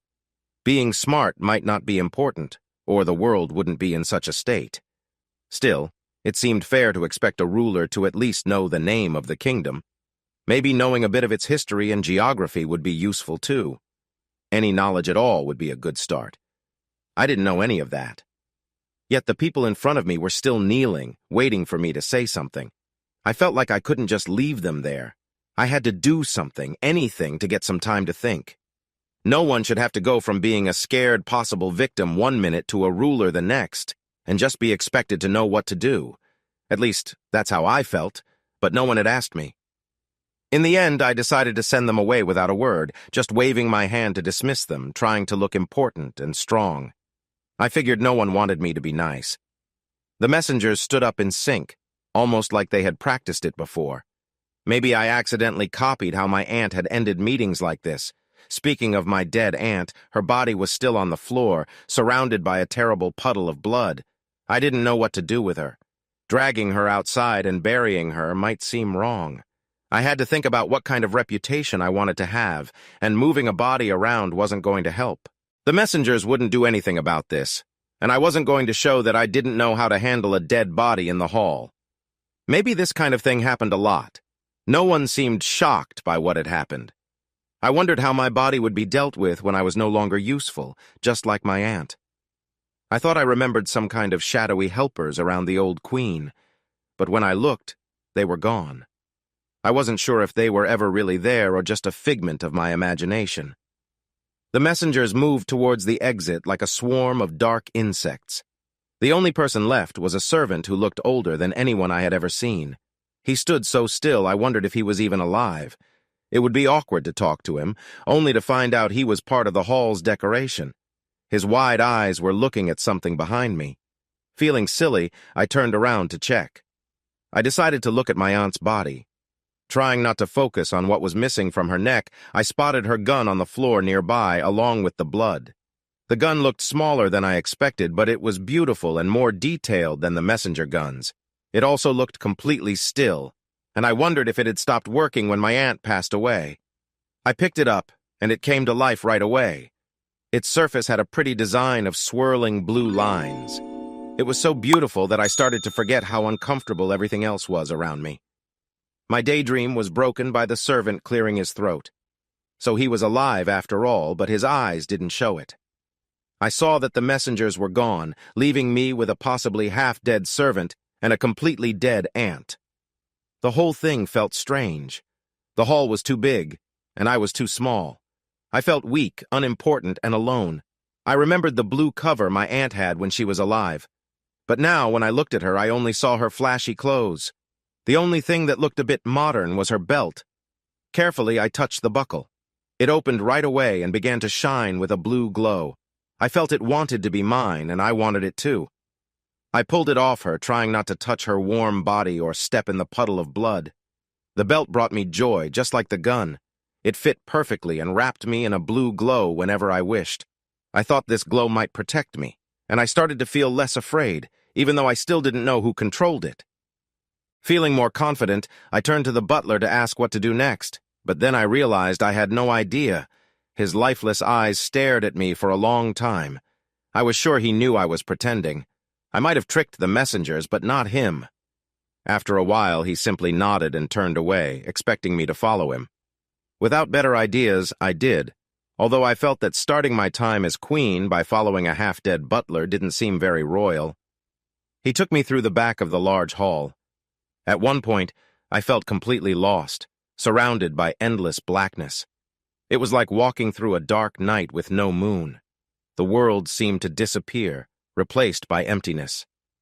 I turned around and felt relief seeing the slightly lit throne platform behind me, like a light in the dark. As I followed the butler, I got a better look at what seemed to be my new home. I had grown up in the desert, so I didn't have high standards, but what I saw wasn't encouraging. After leaving the audience hall, there were dark hallways, followed by more dark hallways, and then more dark hallways. It felt like a maze. Everything was spotless but plain. There was some light, but it wasn't enough to cheer me up, and I had no idea where it was coming from. It seemed to come from the black walls, which quickly absorbed it again. I told myself I didn't choose to live here, so I didn't just have to question the designer's choices, but my own sanity too. No, I was a queen trapped in a prison, but at least it wasn't too bad. There were no other prisoners, which I liked. The butler didn't really count, since I still wasn't sure if he was actually alive. We finally reached a big room, almost as empty as the others. There were two things here: a bed, which was the first piece of furniture I had seen since the throne, and a few clothes on the floor in a corner. It looked like my bedroom, and since it wasn't crowded, I guessed it would be mine. The bed seemed helpful, turning a completely empty room into a slightly less empty one. There was no chair, no carpet, and no closet. There wasn't even a window. Who had designed this palace? Whoever it was must have missed important details.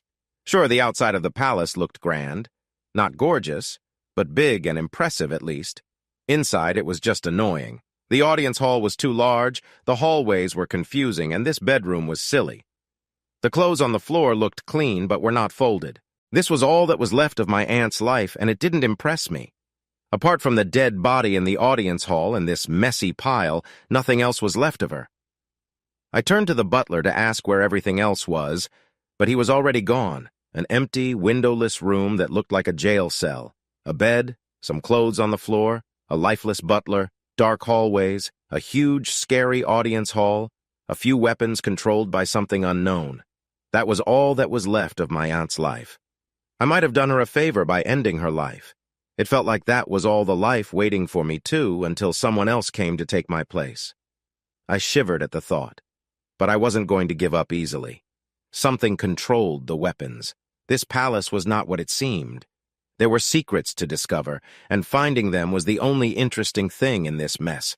Plus, staying alive had to mean something too. After checking the bed, I looked at the clothes since it was the only other thing to examine.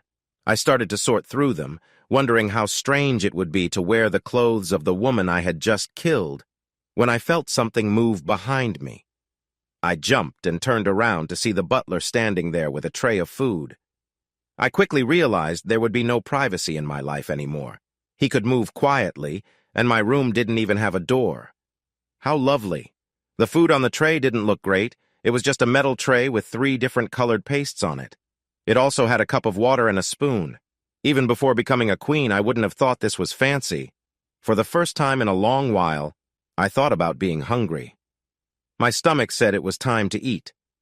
I quickly finished the food while sitting on the bed because eating on the floor felt too low for a queen. The pastes tasted strange, and none were like anything I had tried before. But they were tasty, surprising me, and I finished them all quickly. I woke up suddenly, realizing I must have fallen asleep after eating. The tray was gone, and I was alone. The light was the same, and I understood it would be hard to tell day from night in this place. I hoped that wouldn't make me feel strange over time. Yet, if someone wanted to lose their mind, this palace was the perfect place to do it. I thought about just giving up and going back to the station. I missed my old room where I could hide under my blankets and pretend none of this ever happened.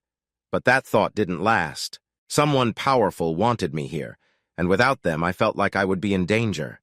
Besides, I never liked giving up, and I didn't want my old life back.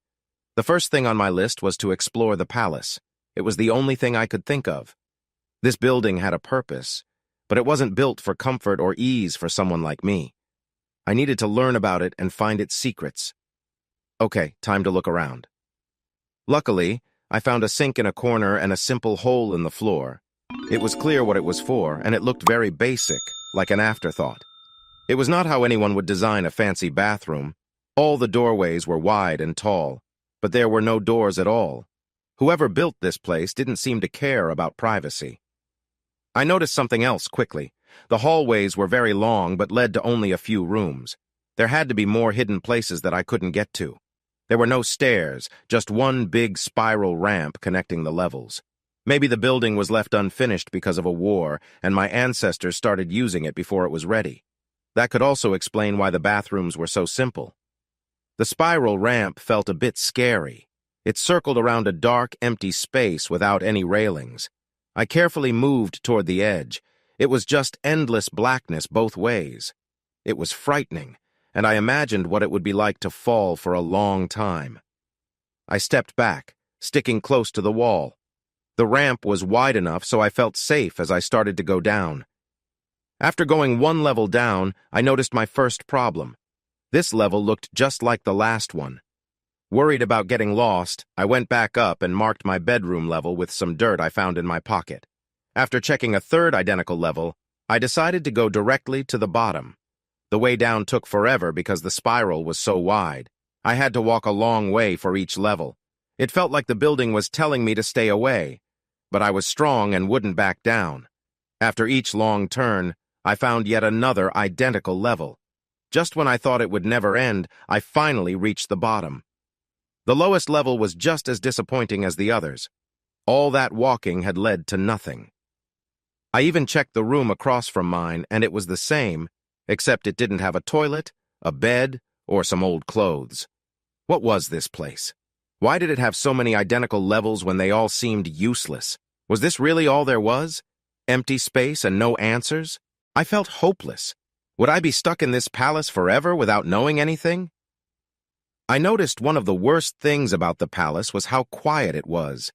I used to enjoy silence, but this felt heavy. I began to fear I might never hear anyone speak again. Feeling upset, I turned to go back to my room. Suddenly, I jumped back and screamed in a very unqueenly way. The butler was standing there like a statue and didn't react to my shock. He just nodded, turned around, and began to leave the room. I guessed I was expected to follow him. This was frustrating. I was the queen. but my power relied on weapons controlled by someone I didn't even know. Also, the day-to-day ruling seemed to be done by messengers I didn't control either. I had accepted all of this, but having to follow my butler whenever he decided felt like too much. The man didn't even check if I was coming. I just followed him like a puppy, and he knew I would. When we reached the spiral ramp, I saw a round platform at the bottom of the shaft. I was pretty sure I would have noticed it earlier. It was hard to miss with its bright blue rim. The butler stepped onto the platform, and I followed him. Suddenly, it shot up through the levels I had just walked for hours. Great. We had an elevator, but it was just a floating disc connected to nothing. I had read about things like this before, but had never seen one. I felt silly for not using it because I didn't even know it was there or how to use it. I looked at the butler hoping for answers, but his blank stare was as empty as ever. "How does it work?" I finally asked. He just stared off into space until he glanced back at the same empty spot. This made me angry, but when we got to my room, I found food waiting for me on my bed. I ate it quickly, not realizing how hungry I was. I must have been exploring for hours, but I really had no idea how long it had been. Feeling full, tired, and alone again, I thought about my strange situation. I tried to understand everything, but there was nothing new to find. I still had two choices: go crazy or figure out what was going on. I chose to try the second option, even if it was hard, since going crazy felt much worse. The elevator shaft was dark, like a huge hole with nothing inside. It took a lot of effort to get to the edge of that black space again, and it was frustrating.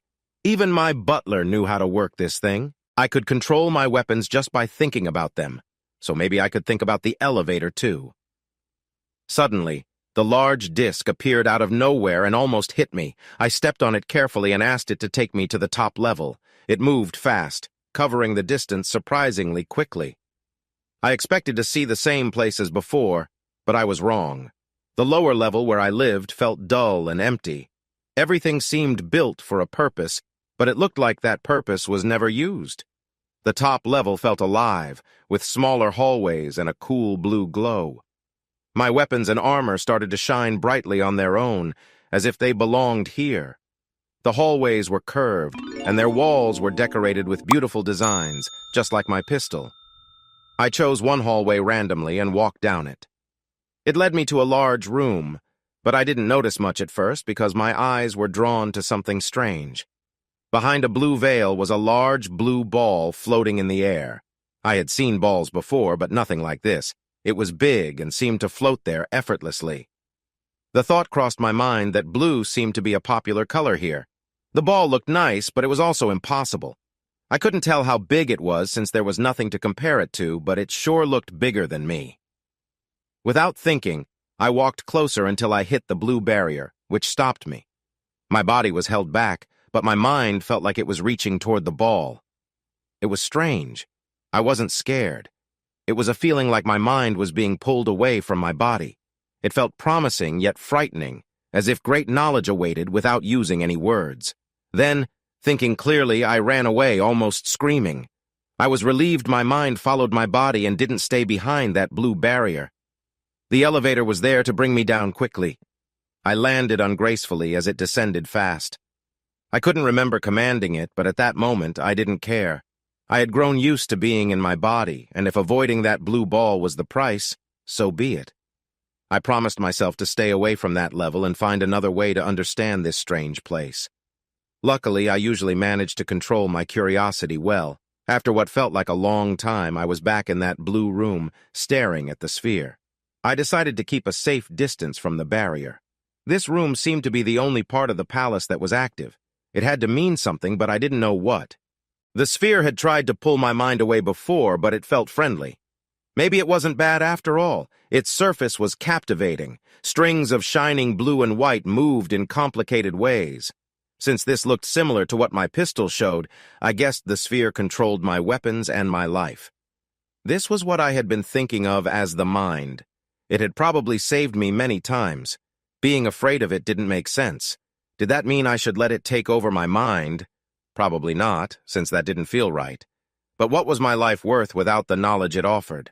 Living here alone with a quiet butler wasn't much of a life. Without understanding and this sphere's help, I would either waste away in this place or die somewhere far away. Since I was at its mercy anyway, I decided to face it and see what happened. Before I moved toward the barrier, I felt a pull in my mind. It wasn't about distance. It was about willingness. That thought made me feel calm as my mind slowly drifted toward the mind. Suddenly, I was lying on a soft floor.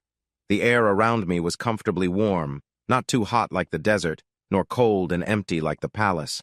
I looked around and saw I was resting on grass. It was soft and green, unlike the dry bits of grass struggling to live in the endless hot sand. I sat up to look around, and then I saw something surprising. There was clear water flowing nearby like it just kept spilling over from somewhere. I knew rivers used to exist, and seeing this one amazed me. It looked so clean, so beautiful. As I kept observing, I noticed my own feet. I almost jumped back, but I was sitting down. I expected to see 5 toes on each foot like I was used to, but instead, there were only 4 toes. They were long and thin, almost like fingers, which felt strange. The feet seemed bigger than mine, too. I realized I felt much taller than I used to be. I couldn't see my face, but my hands looked familiar, even if they seemed large. The same went for the rest of me, including a piece of brownish hair that fell in front of my eyes. It felt like I had become a little different, but still mostly the same. In the back of my mind, I understood that none of this was real, but it didn't matter. It felt just as real as life, but nicer. Everything was peaceful and calm, like a world should be, unlike my own world, which sometimes felt so harsh. I noticed a tall, slender bridge crossing the river, some mountains in the distance, and maybe a city. It was all too much. It was too perfect, too beautiful. I felt tricked and worried about getting too caught up in it. I needed to leave whatever this place was. In an instant, I was back on a hard floor. Things were real again, if I could call the hovering blue sphere real. It felt like my own brand of madness, and I was glad to be back. I even welcomed my loneliness and sadness, as they were real feelings. I hoped they were real and not just another dream. Confused, I returned to my room to think things over without reaching any clear answers. I tried hard to stay away from that dream world. I tried to accept the dark, empty hallways that felt lifeless. I told myself that even though reality was tough, it was still what I wanted because it was real. I convinced myself that I could handle reality no matter how grim it felt, and, well, I wanted the dream world again. So I stopped pretending otherwise. After dealing with nothing but fear, boredom, and a strange butler for what felt like a few days, I finally went back to the blue sphere room. I stood in front of the barrier feeling foolish, trying to remember how I entered the dream world before. There was no button or special spot, nothing that looked like a doorway. As I gave up and returned to my dull room, I wished to be in that other world. Suddenly, I was back on that grass again, taller than I should have been, feeling just as confused. I looked around and sighed. Wow, this place is beautiful. Too bad it's not real. Are you sure? A male voice asked suddenly, making me jump. Wow, my new body was fast. That jump felt impressive. Standing beside me was a young man. He didn't look like anyone I knew, but was kind of similar. Like me, he was tall, but his features were slightly different. He looked really good, with long limbs, a tall body, chiseled features, and muscles. He looked like someone I might dream about if I could design my perfect man. Wow, you look unreal, but you're really well made, I said. He chuckled softly. There's no real reality. It's just how your brain understands what your body senses. What you see comes directly from your brain, without any delay. Okay, but what my body senses is based on reality. So is this. It's just not based on your own body. What you see is real, just not in this moment and place. That threw me off for a bit. To keep myself busy, I looked over his impressive body again. Not only was he attractive, but he also looked very healthy, as if he'd never been hurt or gone without food. I glanced at my own body, and honestly, I looked pretty good as well. I felt strong and healthy. Come on, let's explore this world, he said, pointing to the bridge and the city ahead. Before I could even agree, he dashed down the hill at a mind-blowing speed. Caught up in excitement, I followed. My new body felt amazing. I had never liked running, but with this body, I felt like I could run forever.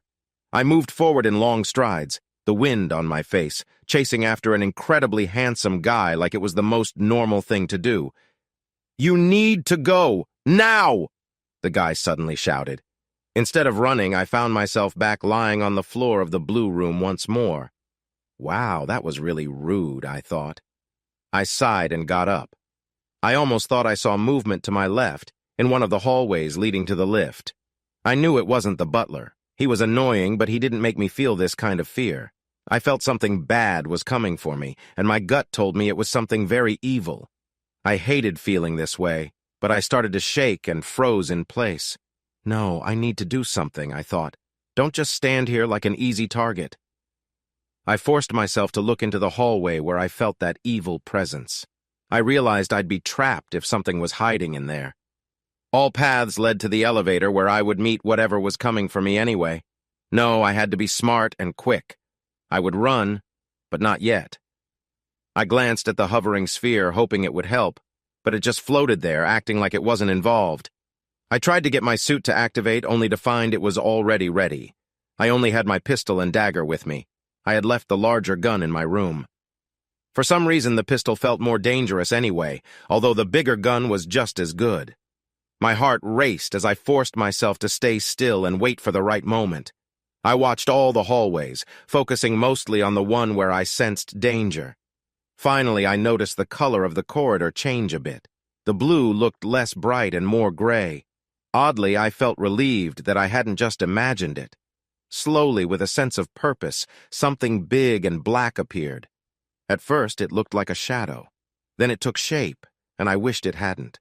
It was a figure that looked somewhat human. It was shiny black and sleek. I knew it was a weapon, though I couldn't tell if it was alive or a machine.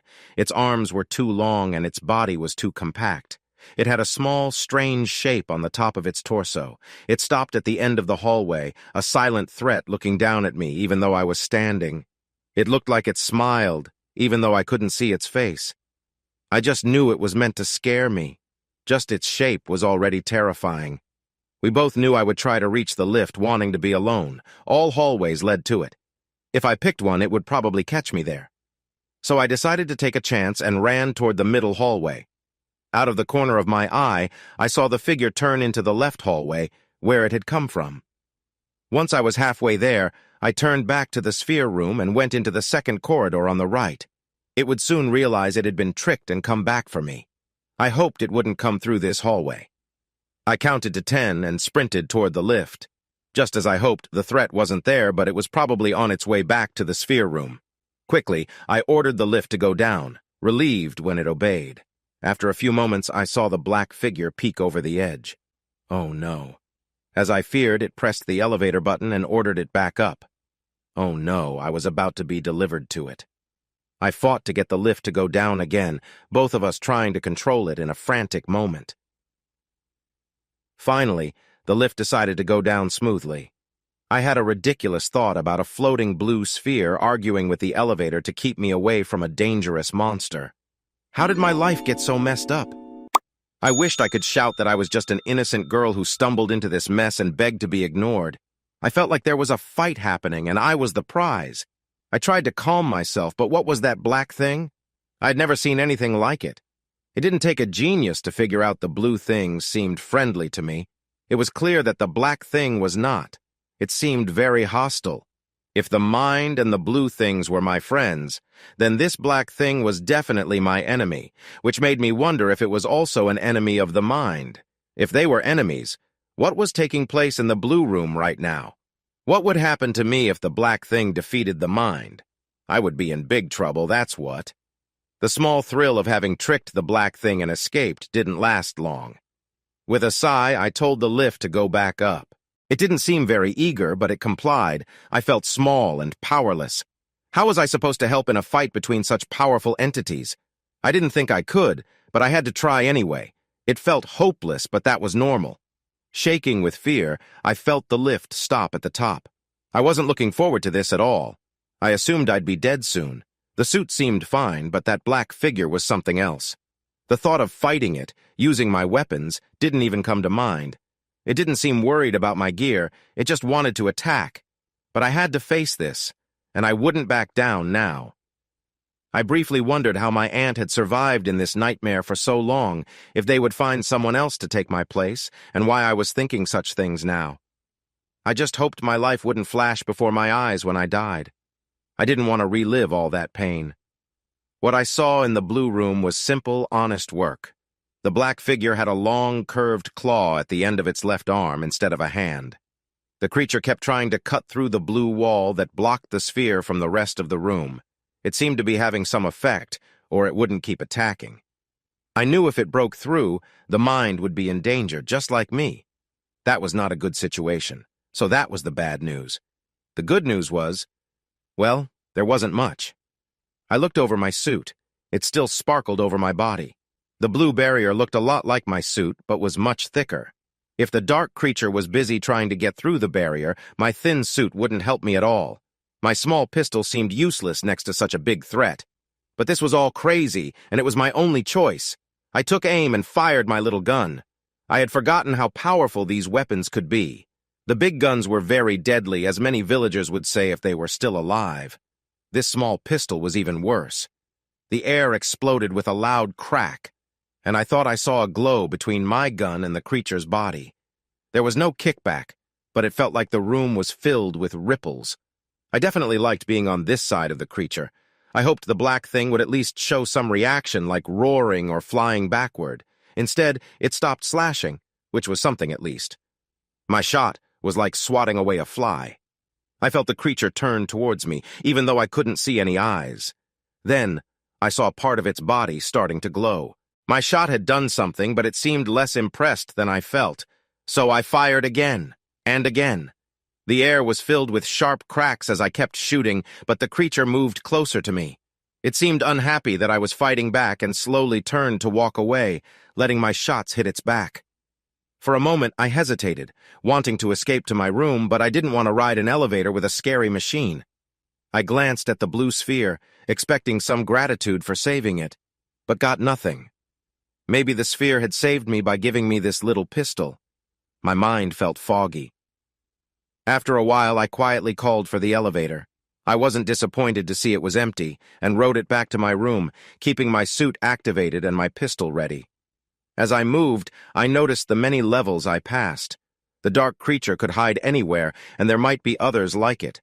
I wouldn't find them all, and I definitely didn't want to try. No wonder my aunt had gone mad here. I jolted awake, confused and scared. Something was happening, but I didn't know what. My suit had turned on by itself, which was not a good sign, and my pistol was glowing. In this place, it meant something bad was going on. A clear sign was the butler lying in the corner, in 2 pieces. I could tell that seeing a butler cut in half was not a good thing. I looked around for dark, frightening creatures, urging my weapons to glow brighter, but I didn't see any. I wished again for some privacy. Doors would be nice. It seemed like a simple idea, yet whoever built this place had not thought of it. I really wished I had a door right then, a closed one that would keep out monsters. Just then, a black wall slid out from the side, closing the entrance silently. Seriously? I could have had a door all along, and all I had to do was think about it. I was still new to living in this strange place. Just when I started to feel safe, my newly created door opened again. The butler walked in and picked up the top half of his own body as if that was normal. Clearly, there was more than one butler here. At least I now knew there was one whole butler and 2 halves. There was no blood, so maybe they could put the broken one back together.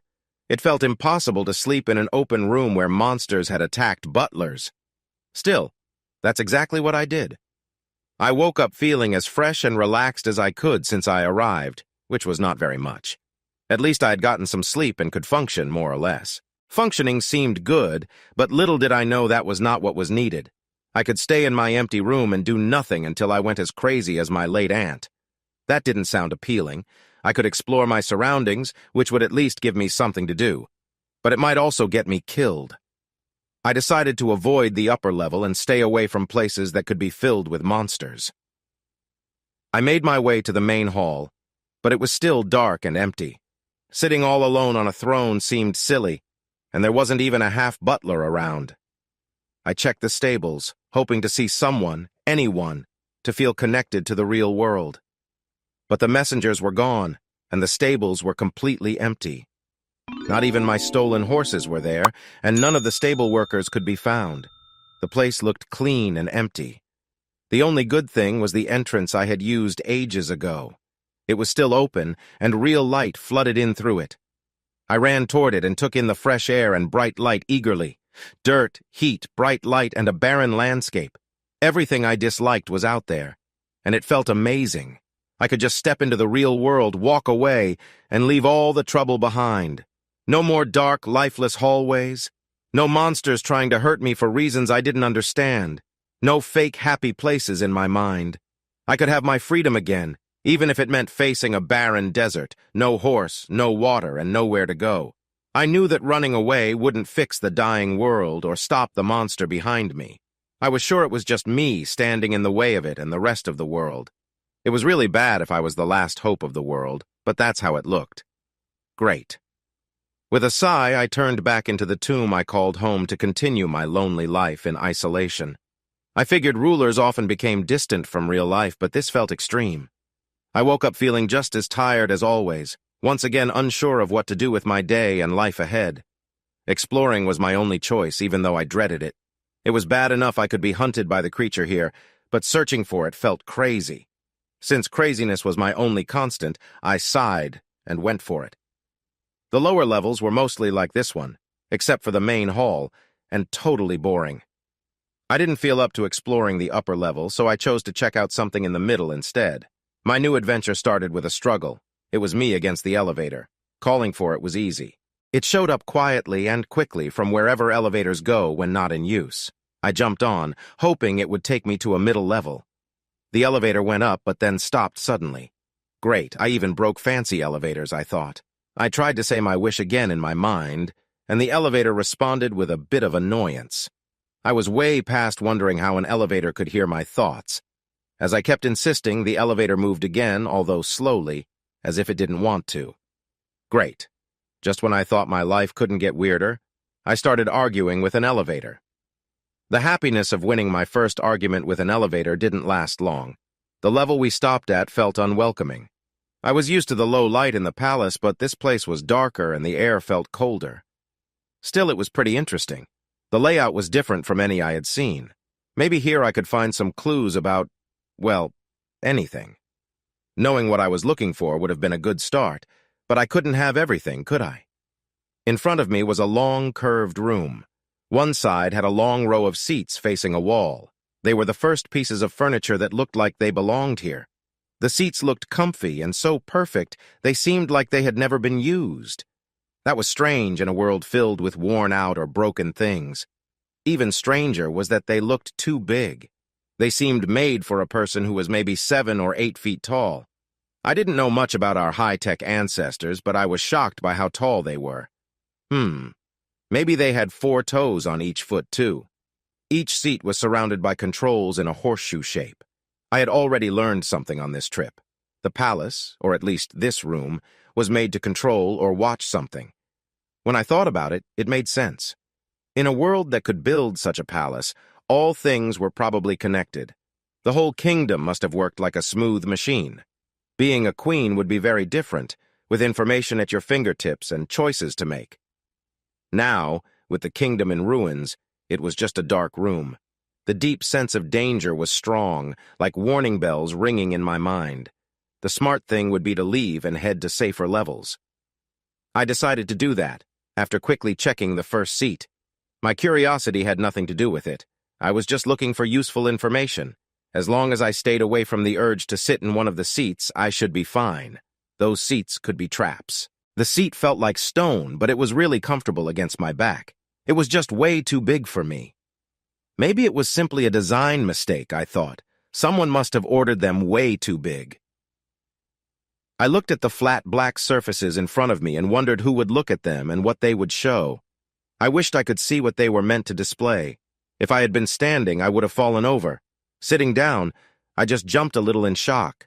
The flat surface right in front of me began to glow and show strange symbols. They looked like letters, but not like any I had ever seen.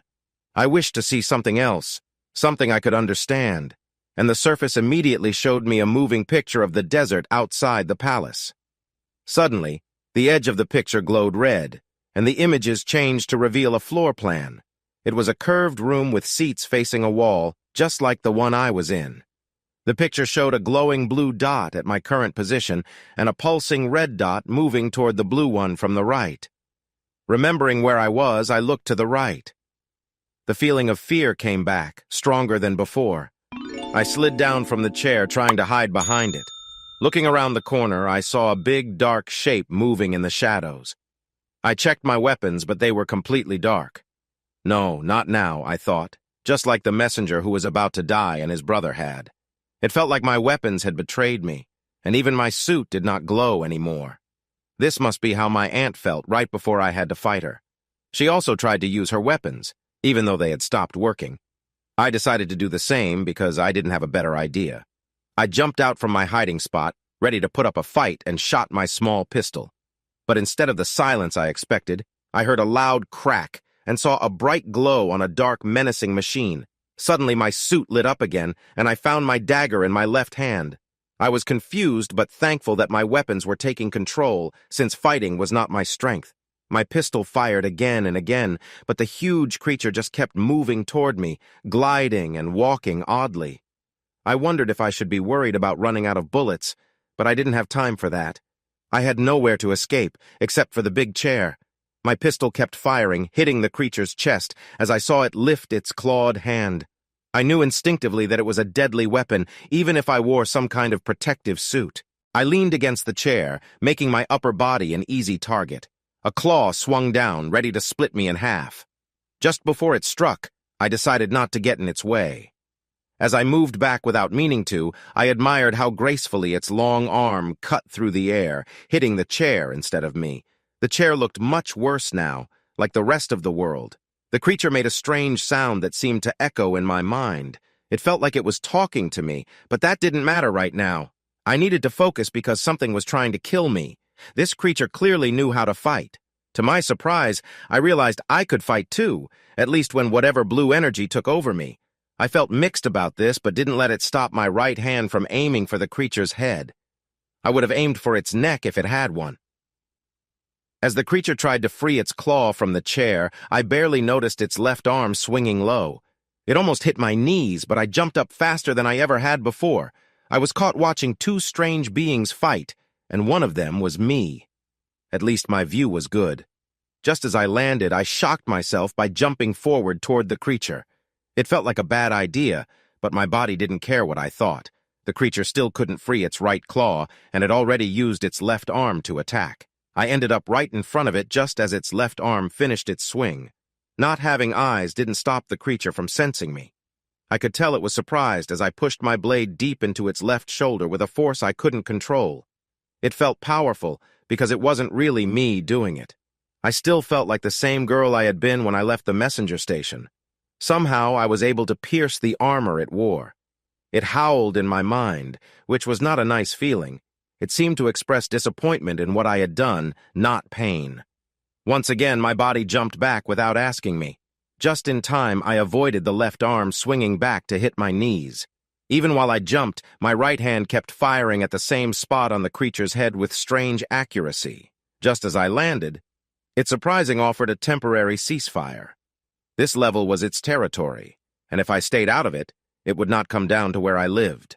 Those moving wall pictures had given me a lot of information, but the idea of not having to deal with killer machines was very tempting. I agreed and turned away, stopping myself from looking back or running like the scared girl I felt like. The elevator hummed gently, welcoming me back. It was connected to my mind and showed it was happy to see me. I thought about whether it could feel emotions, but shook the idea off. It was just an elevator. Next, my shoe wouldn't start saying it felt sad or something. No, I was a human, and I knew what I wanted. I was the queen. Taking charge, I ordered the elevator to go down to my room. It obeyed quickly, making my knees wobble as it shot down. The elevator dropped me off on the top level, which I called the blue level by then. I walked to the blue room feeling like I was about to face my father and tell him what I had done wrong. I peeked inside the blue room carefully. To my surprise, there were no dark machines. The blue sphere was spinning, as it always did, and its surface moved so much that I couldn't tell if it was still or not. For some reason, I looked at the spot on the blue wall where the thing had messed with it before I made it stop. I thought the wall was just energy until I saw scratch marks on it. It looked like a mix of solid stuff and energy. Yes, it would break if the solid part was gone, the blue sphere told me, speaking straight to my mind, just like others did. Touching the other side of the room would kill me instantly, it said. I need the protective wall to stay alive. Why does it want to kill you? What is this thing? Who are you? I asked. I'm not sure if you're ready for all the answers yet. I am what you call the mind. I control the palace, the weapons, and a few other things like the helpers, it replied. Okay, but why did you pick me? What do you want? What I want is simple. I want to live. I chose you for that reason. I also chose your aunt. But she lost her mind and woke up the Dark One, which was hiding here. I didn't even know it was still here. There was more than one? Yes, there were 5. They started the Great War that ruined the world. I thought they were all gone, but one was still here. Your aunt became more unstable. I get it. This place isn't safe for humans. She found the Dark One by chance and decided to wake it up. The Dark One tried to make her join it, and I did my best to stop it. She was getting more unstable and close to siding with it when I noticed you. You are special, a telepath, if you want to call it that. There are very few left. This ability can be passed down, but most were killed in the war or after it. I was surprised you had this power because your parents didn't. That's probably why your aunt didn't try to hurt you earlier. I need a queen to manage the messengers who watch over things in my name. I want to rebuild a stable world, but I need a partner. The messengers or other people must never see me. They wouldn't understand and might try to destroy me.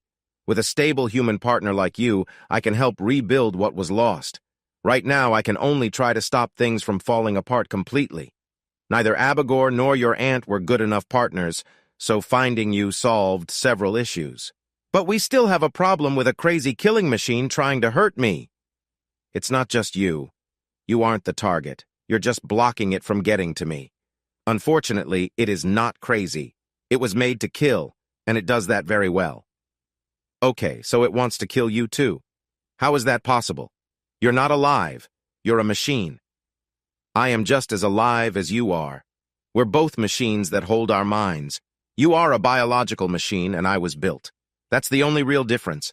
I think and feel just like you do. But I didn't know how to finish my sentence. Surely there had to be a difference between us. I'm created by God. I could tell that argument sounded weak. No, you are your parents' creation. I was frustrated. There had to be something that made me different from this thinking machine. Okay, I have an immortal soul, I said, trying to convince myself. You hope you have one, just as I do. One day I will be turned off, and I hope that isn't the end for me.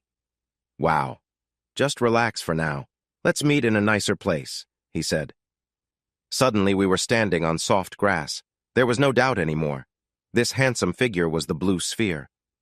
I should have been shocked that it was using a body, but I was curious instead. So who are you?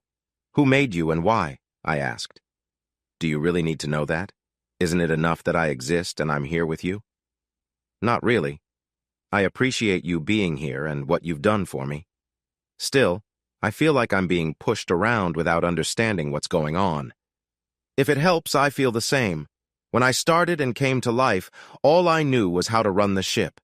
Then things went wrong and I had to learn, adapt, and figure things out. Ship? I interrupted. What ship? He looked at me, surprised. Are you serious? The ship we're living in, of course. What other ship would I mean? Ship? I stumbled for words.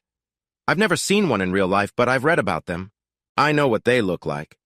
Well, used to look like when there was more water around. But I haven't seen anything that looks like a ship here or back there. You know what I mean?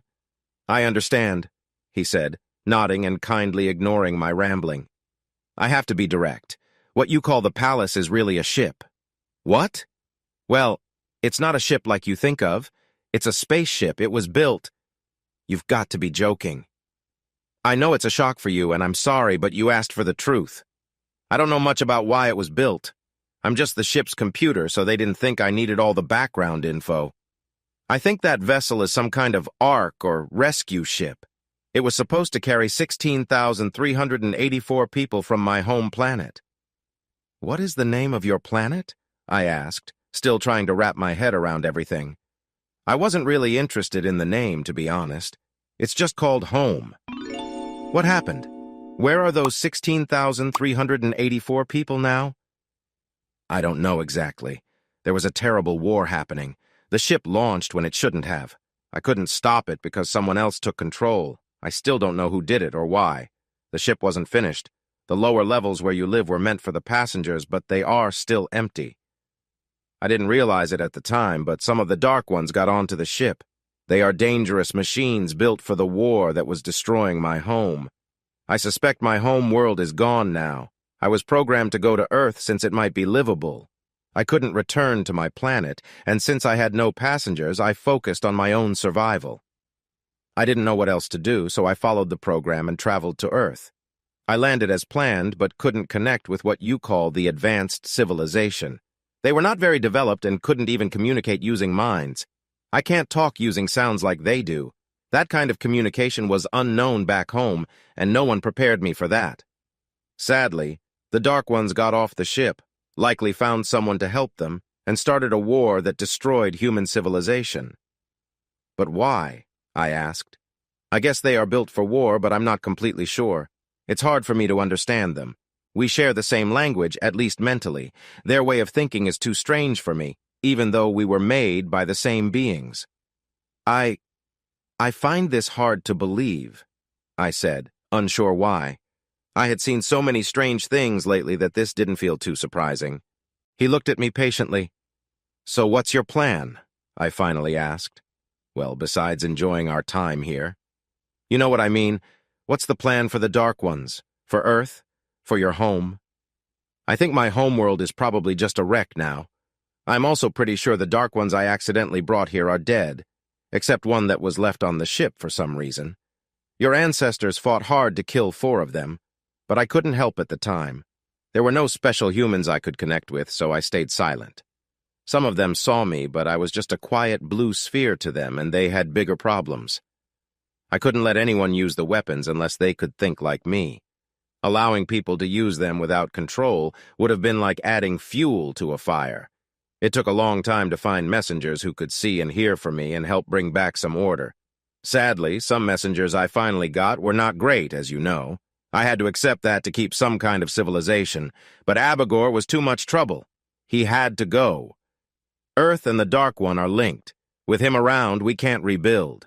We need to be very clever to defeat him. They are strong and smart in their own way. I see, the weapons didn't seem to do much. Right, we must defeat him eventually. Then you need to take charge and lead. You must be joking. I'm just a regular girl. No, you aren't. You are the only one who can do this with my support. We need to work together, even if you don't want to. Ruling that broken world sounds scarier than fighting that creature. You might be right about that. Wait, can't you use the doors to trap him? No, I'm afraid not. The doors cannot lock. That's not how they work. We'll need to find another way. That's frustrating. Yeah, it is. The mood became serious as that sank in. Do you want to explore this world with me? He asked, and I looked at the city in the distance. Absolutely. For some reason, I suddenly felt good to be alive. That was a new feeling for me. Joyful, we both jumped down the hill together. This body felt amazing. It was not just taller than mine, it was strong and fit. I laughed loudly as we raced down the grassy slope, and I could hear him laughing too. We glanced at each other, both feeling so alive, connected, and happy. We calmed down and slowed our pace. My borrowed body hardly felt tired. I could get used to this, but I still hadn't seen my own face. If I looked even close to him, I would be stunning. I glanced at him again and thought his sandy hair seemed longer, just how I liked it. His chin looked sharper, but that was probably just the light. We reached the edge of the city, and I was amazed by how well the houses fit into the landscape. They seemed made from the same rocks as the city. The houses looked modern but simple. Everything was neat, the windows were whole, and there was no trash on the streets. Still, the place felt lifeless. There were no animals and not even a breeze. Nothing moved unless we moved it ourselves. We didn't let anything stop us from exploring the city. It was still interesting enough that I hardly noticed we were holding hands. It feels strange, doesn't it? I said to him. It all seems so still. Yes, that's because it's a snapshot from my homeworld. We are moving through one moment in time. So this is what your homeworld looked like. How long ago was that? I traveled about 117 years in your time. Wait, what? I interrupted. You did what? You're old enough to be my great-grandfather. He just laughed, and I found it very charming. I could listen to him for a long time. True, but I still look good, right? Anyway, space travel takes a long time. Luckily, my body doesn't age. The blue sphere? Yes. It was very boring, though. Imagine being alone for more than 100 years. I can imagine, I said, even though we both knew I couldn't. I was launched just a few months before the ship started. I'm not sure when this snapshot was taken, but it was clearly before a big war. When I left, the world was mostly a ruined mess. But why did that happen if they could have this? You tell me. I'm not human, and humans tend to make the same mistakes my builders did. That's true. Should we climb that tower? Race you to the top, he said with a grin. Last one up has to face the music. You're on, I said, jumping ahead and laughing at how a computer in a blue sphere could have such a funny side. Out of breath, we hugged at the top. No one cared who won as we took in the view of the city. The top was just a flat surface with no railings. We stood at the edge, feeling safe, and the moment was as amazing as the view below. Have you been here before? Yes, but last time I didn't have a body. It felt dull and empty. I needed your brain to feel alive in this body. I didn't want to think about being in a fake world. It would spoil a perfect day. Why this city? Why this grassy hill we woke up on? It's where my creators lived. They were a married couple. They fell in love right on that hill. They saved this memory in my mind. Oh, that was a little sad. We were inside someone else's special memory. They had loved each other, and now they were gone. It felt a bit wrong. Don't worry, they left out the personal stuff. I laughed. Well, then we'll have to make our own memories. Wait, what did I just say? I hoped you'd say that. Let's go see my creator's house. It's a nice place. I decided it was time. This body felt great, and I liked him a lot. Okay, but just so you know, I haven't done much of this before. I wondered if this body could blush. He laughed, but in a kind way. Neither have I. Neither have I. That would change soon. I still had no idea what being close to a human was like, and thinking about the other guys around made me wonder if I ever would. But inside this guy's body, it was incredible. I wanted more of this, and that's exactly what we had in those dream moments that followed. I had really grown fond of him. The time we spent together felt special. We didn't need food or water, and there was no pain or sweat. We could focus completely on each other for hours. This was as good as it could be outside. Still, I often thought about being in a fake world, and occasionally I felt the urge to return to reality. He didn't seem to feel that way, but he understood. Returning to reality was always a bit strange. I went back to my old body, and the wonderful dream world disappeared, replaced by the plain blue room. I thought it must be harder for him, switching between a real body and a computer. I knew the man I had feelings for was somewhere in that blue sphere. I wouldn't have felt anything for a blue ball, no matter how smart it was, but his attractive body was another story. I felt a bit shallow, but really, who could love a blue ball, beautiful mind or not? Something had changed, though. He was still with me this time. Like a faint blue light, a part of him was now in me. We had connected enough to keep that link even in reality. I could feel him, and that left me unsure how to feel. Don't overthink it, I thought, or maybe he did. This was starting to feel scary. I didn't want to lose myself. Why not check out the control room again? He suggested in my mind. I can't. I made an agreement with that thing. I don't go there, and it leaves my room alone. Ha ha, that's funny. The Dark One hates the lower levels anyway. It is very strong, but needs to recharge after a fight. It can keep going if it's not fighting, but it uses a lot of energy when it does. It didn't fight you in your room because the way back to its power source is too far. The risk is too great. It just attacked the butler and left before you woke up. Okay, where is this power source? It uses the reactors closer to the control room. It doesn't like to fight up here either. It prefers the middle levels. Great. Isn't that where you want me to go? Yes, ideally, we could try to destroy the source it gets its power from. Well, there are 5 of them, to be honest. I'm the one risking my life, right? The Dark One has been trying to break my barrier since your late aunt disturbed it. I worried that if I didn't succeed, my time would soon be over too. Without me, the ship would be free to take over the Earth. Great, I muttered. I sighed and told the elevator to take me to the control room level. I wasn't looking forward to it. One chair had already broken, and I had almost been hurt twice. This was not a place full of good memories. I expected to see a new chair, but nothing had changed. The control room looked just like I remembered. My mental friend seemed to be missing too. Typical, I thought. When things get tough, you find yourself alone. Where is it? I asked. It's recharging at socket number 2. Okay, so much for being alone. Where's that? On the other side of the control room. How could such an advanced computer sound afraid? I felt calm compared to how worried it sounded. The control room was bigger than I thought. There were about 20 chairs around. Did you need all those chairs to run the ship? Not really, they're just for show. Normally, with me alive, nothing would be controlled from there. The crew would just watch. Without me, even 20 skilled operators would need to manage everything. I only half listened to the blue floating sphere that represented a man I had feelings for. I was getting used to strange things, I guess. At the end of the room, the thing stood still, a shadow against the wall, lit up in blue from behind. Can't you turn it off? I asked. I can, but I'd have to shut down the whole ship, including myself. I'm not ready to find out if I have an immortal soul just yet. Great, I murmured, even though I wasn't shocked. I didn't expect it to be easy. It never was. What's the plan? It asked. Plan? What plan? I thought you'd tell me what to do. This is totally insane. Even if I shoot it 1,000 times, it can just recharge. You're right. Maybe this wasn't a good idea. Hold on, I said, turning around and trying to sneak away. Aren't you some super smart being? I can't believe you brought me here without a plan. Sorry, but I'm not trained to fight. That's nonsense. You guided me when I fought, and those people would say I did a good job killing them. I wanted to hear his reply, but the angry noise behind me distracted me. I didn't want to act recklessly, but I started to run as fast as I could. It would have helped to know where to run. The thing was fully charged, and I guessed it was not happy with me. Without looking back, I jumped into the elevator, telling it to take me down to my room. Instead, it shot up. I hated those kinds of tricks. I heard strange scratching sounds below the platform.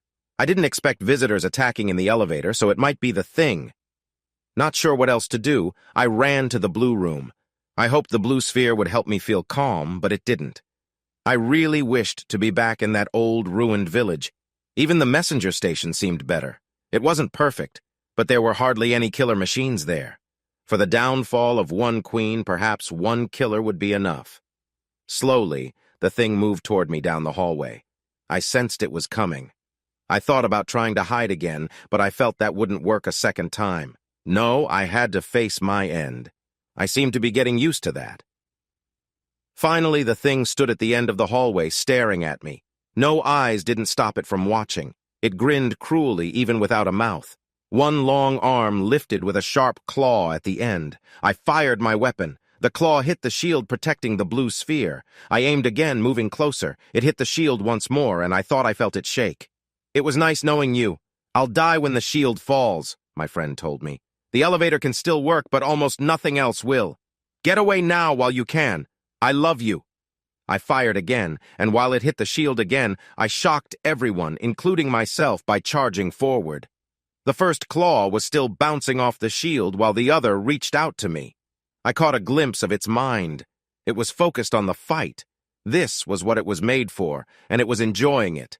My death was certain, and it looked forward to it. But I had different plans.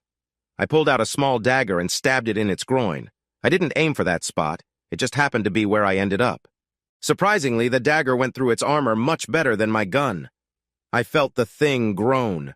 It was more angry than hurt. Sadly, that didn't stop its other arm from attacking. I tried to duck, but it didn't work. I was too close. The arm slammed into me and knocked me against the shield. Stunned, I watched as the thing prepared to deliver the final blow.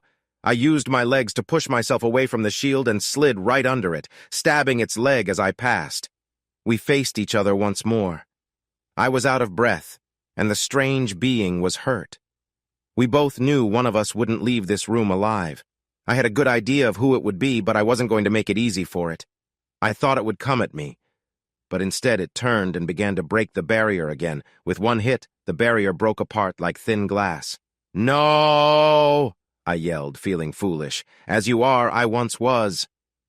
The being's voice echoed in my mind, sounding proud. "Aunt," I stammered, shocked. "You didn't see that coming, did you, my sweet, naive niece? You shouldn't believe everything you think you see. Just before I died, someone new offered me shelter." But before it could say more, a huge blue ball crashed into its back. I didn't think a ball could do much, but it pushed the being across the room and into the wall next to me. My friend might be a bit heavy. I would talk to him about that later, but for now, his size was helpful. The being raised its arm to strike me. "No, you won't," I thought, stepping on its knee and jumping high enough to reach its head with my outstretched hand and a small, glowing dagger. I didn't know if it would work, but the dagger went through its skull like it was soft. To my surprise, the being just froze. It was like it had turned to stone, and its presence vanished from my mind. I hope it's finally gone. Either I was getting used to these battles or my heart was still racing with adrenaline. Either way, I felt surprisingly calm. I think so. That worked pretty well. "Wait, was that your plan? Why didn't you tell me?" "It wouldn't have worked back then. Honestly, I didn't expect the barrier to break. I didn't think I would survive. I only thought it was best to confront it up here, so I needed you to wake it up and lead it here. I can help you with your weapons best up here as you're closer and the Dark One couldn't recharge quickly." "So you can stay on Earth?" "Surprisingly, yes. But I will need to recharge up here sometimes. Let's go." I followed him to the elevator room. A big door I hadn't noticed before was open, leading to a hall with a big surprise, a large window. As I looked through it, I found I could zoom in on anything I wanted. I could see villagers in pain, each wound, each scar, each sad eye. For the first time since I left the station, I thought about my parents. I had been busy, but I needed to make sure they were okay and let them know I was alive. Everywhere I looked, the world was hurt and suffering. I saw the messengers trying hard to stop the worst from happening, but they couldn't make anything better. That wasn't surprising. You can't send someone out with just a gun and expect them to fix or build anything. "That's our job," I said. Yes. Now the real work starts. We could do it. I felt strong. I felt sure of myself. I wasn't a scared little girl anymore. We had fought the worst and won. Together we would turn this broken world into something beautiful, just like our dream world. True, I had no idea how to do that, and I suspected that my blue friend didn't either. But I had been lost since I left the station, and things had worked out so far. Maybe not knowing everything wasn't so bad.